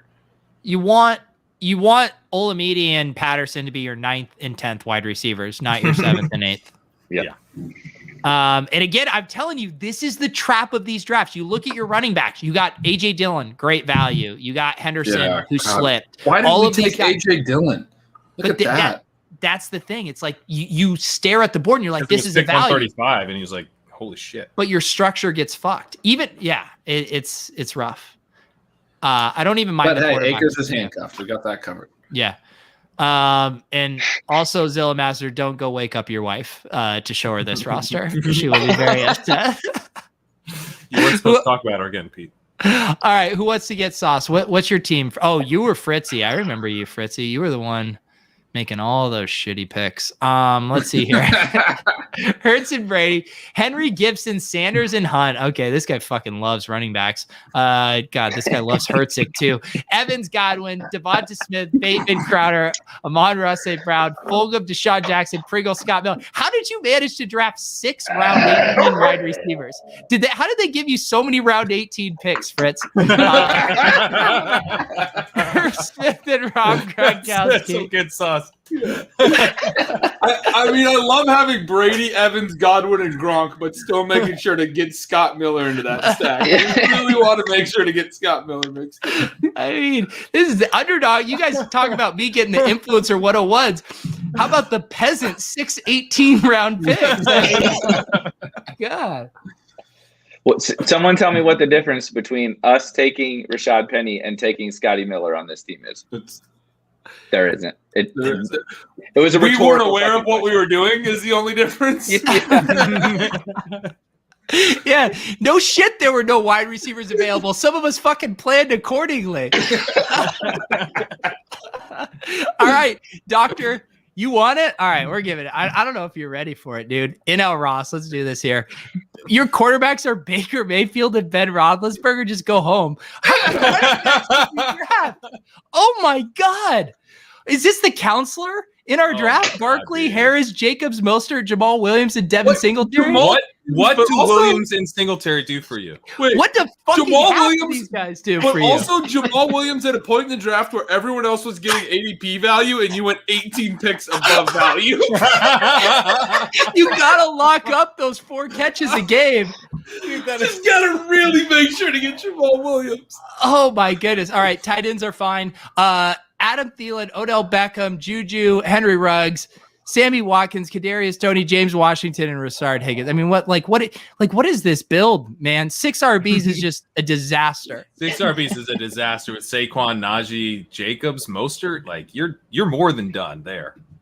Oh my goodness. NL Ross, thank you for your donation. I am an investor in Underdog, and every time you draft a team like this, I get richer. And I appreciate that. Jamal Williams is a saint, is his reply. Oh, We buddy. We do it. handcuffed our RB1 and we have the best team in this league. You But guys Eric, asked for this up. what if our RB1 gets hurt? You know, Exactly.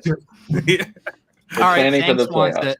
Zanks my wants God. the sauce. Let's see what we got going here. Kyler and Fitzpatrick. All right, we got a 0 RB guy here. ETN, Harris, Jones, Edwards, Coleman. That looks fine. Adams, Jefferson, Gallup, Samuel, Gabe Davis, AJ Green, Amari Rogers, Mims, Cephas, Kelsey, and Everett. I mean, AJ Green's the only receiver in the league older than Emmanuel Sanders, so at least someone drafted one older He than did our guy. stack him though. He did stack him with Kyler. I actually like this team. Eric, can you sauce it? No, it's a good team. It's a good team. It's a pretty good team. It's a pretty God, good team. yeah, Aney has Kelsey. Wow, yeah, that's a good team. It's a good team. Sorry, Zanks, I can't sauce you. It's nice. I don't know what else to say. I like this team. something. The wide receivers get thin quick. Like Gallup, Samuel, Davis. That's not a great 3. 4, Here's 5. the mistake. He fucking reached for Kyler. Like you can't take Yeah. Kyler at pick 44. No. Especially that's when the you knew mistake. the wide receivers in this room were going to go. So Yeah. that's the mistake. He was in. he took ETN the next round. He's asking what would you do where I took Kyler, and I think we were in that same spot when we grabbed who was the guy we ended up Cup. grabbing there. Cooper Cup. Cup, yeah. Yeah. So whatever we did, that's what you should have done. Dude, trust me, it sucks. You got to just plug your nose and take Adam Thielen or whatever. But sometimes you got. I mean, because again, you go back to that thought process. There's going to be 0 RB teams that look like this that have Kyler Murray in the late 5th. Like that's just what the reality is going to be. And you're not even getting a stack there. Like the Kyler reach yeah. plus only AJ Green is oof. Yeah, I take it back. I fucking hate this team, dude. What the fuck is wrong with you? Like I feel like this sauce bit is like it's like really fun until someone gets their feelings hurt. Who else, does anyone else want to get sauce? Because we're all pretty tipsy and lit. Yeah, we're right now. feeling good right Yeah. now. We're feeling saucy. Who wants the sauce? Clay does Clay want the sauce from the one hole? Herbert, Clay didn't even ask for it. I'm going to give it to him. Herbert and Rogers. Oh, hey, cool. You got a quarterback who's not playing this year. Congrats. Yeah, good job getting the Jeopardy host, dipshit. Christian McCaffrey, Aaron Jones, Michael Carter, Booker, Keenan Ayuk, Sutton, Mike Dubb, Traquan Diami, Eskridge, Donovan Peoples-Jones, Demarcus Robinson, Guyton. You didn't draft your boy. Traquan's your wide receiver 5 after Eric said he's never drafting him again. Yeah, and Clay also told me that Daz Newsome is a wide receiver 1 this year, so I think you're a fraud on that statement. He didn't actually say that, but it seems like it. Where did the mid-round picks go? He didn't get them. They actually confiscated those from him. Yeah, he took Traquan. He took Traquan in the mid rounds. 30 picks before ADP.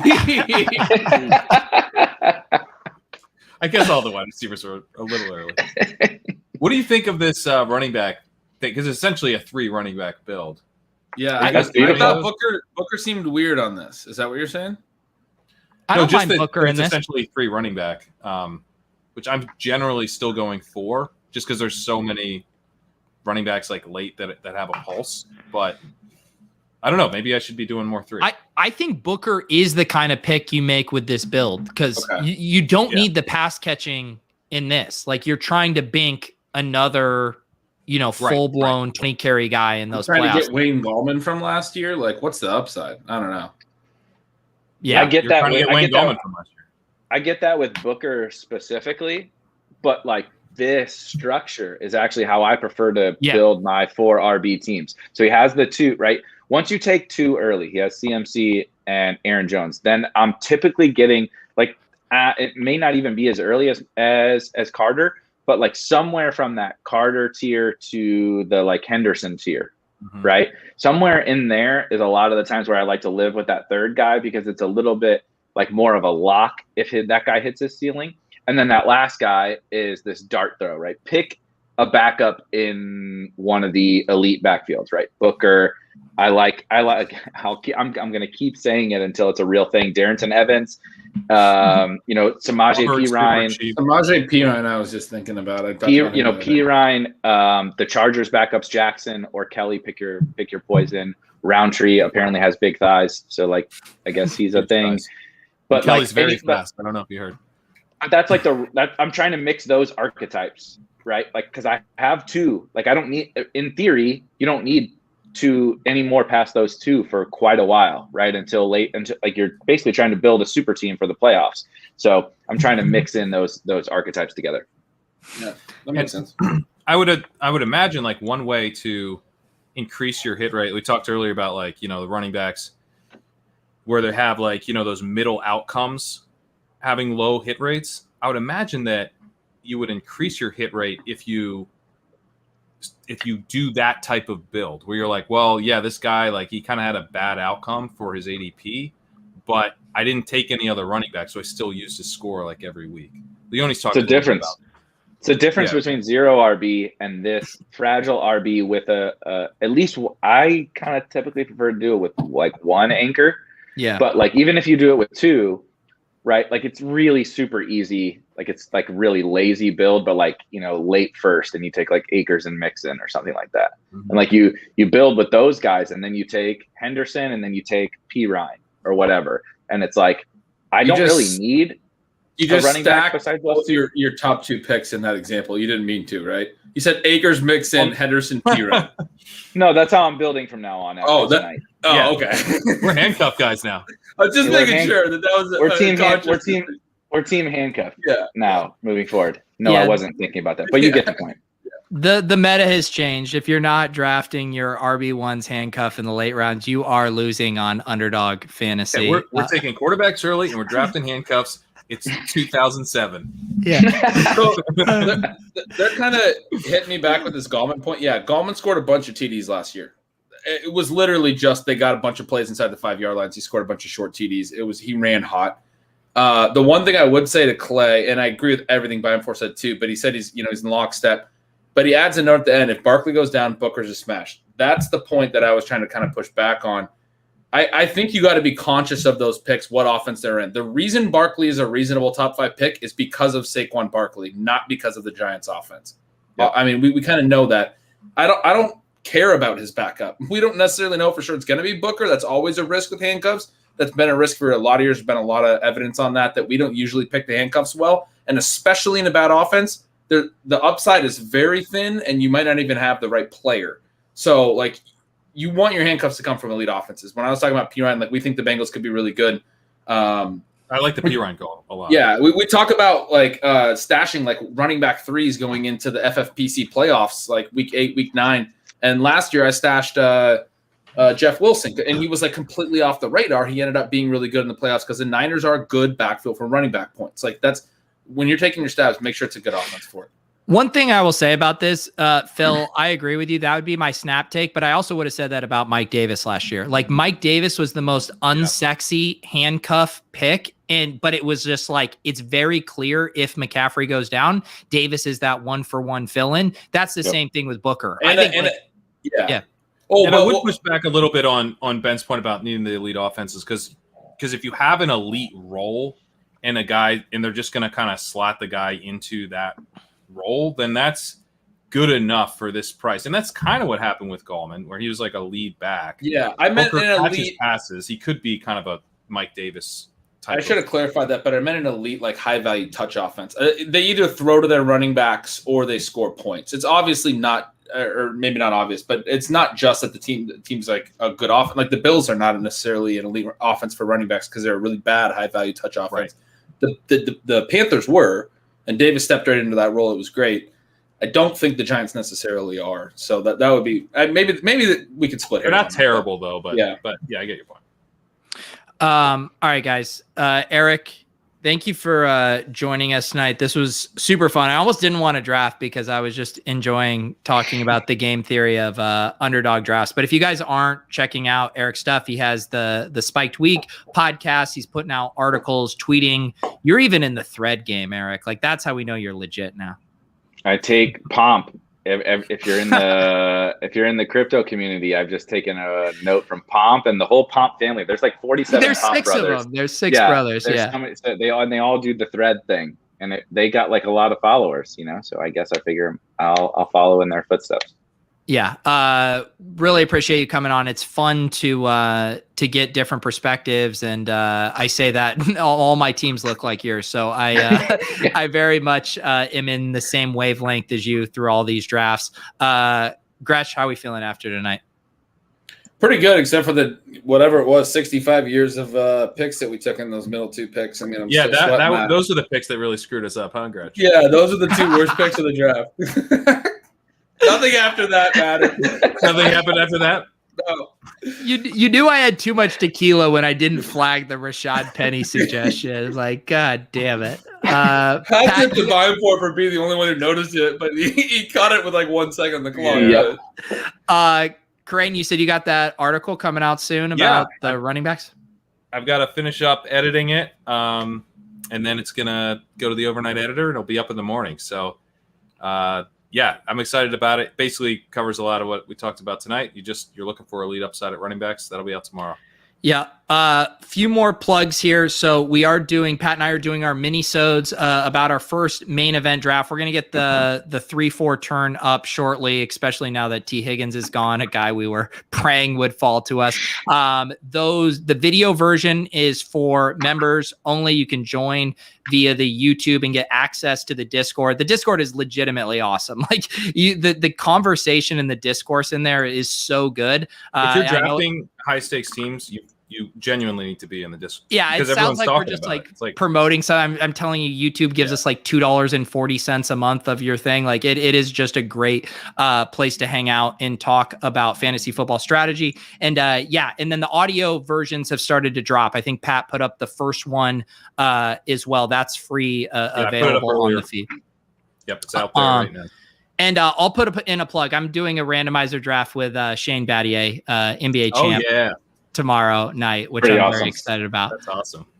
So I'll put a tweet out tomorrow. I'll get some of your guys' suggestions for that. So for Beimfohr, for Gretsch, for Karain, we appreciate you guys hanging out. Good luck on Underdog. Good luck in the puppy. We'll see you next week.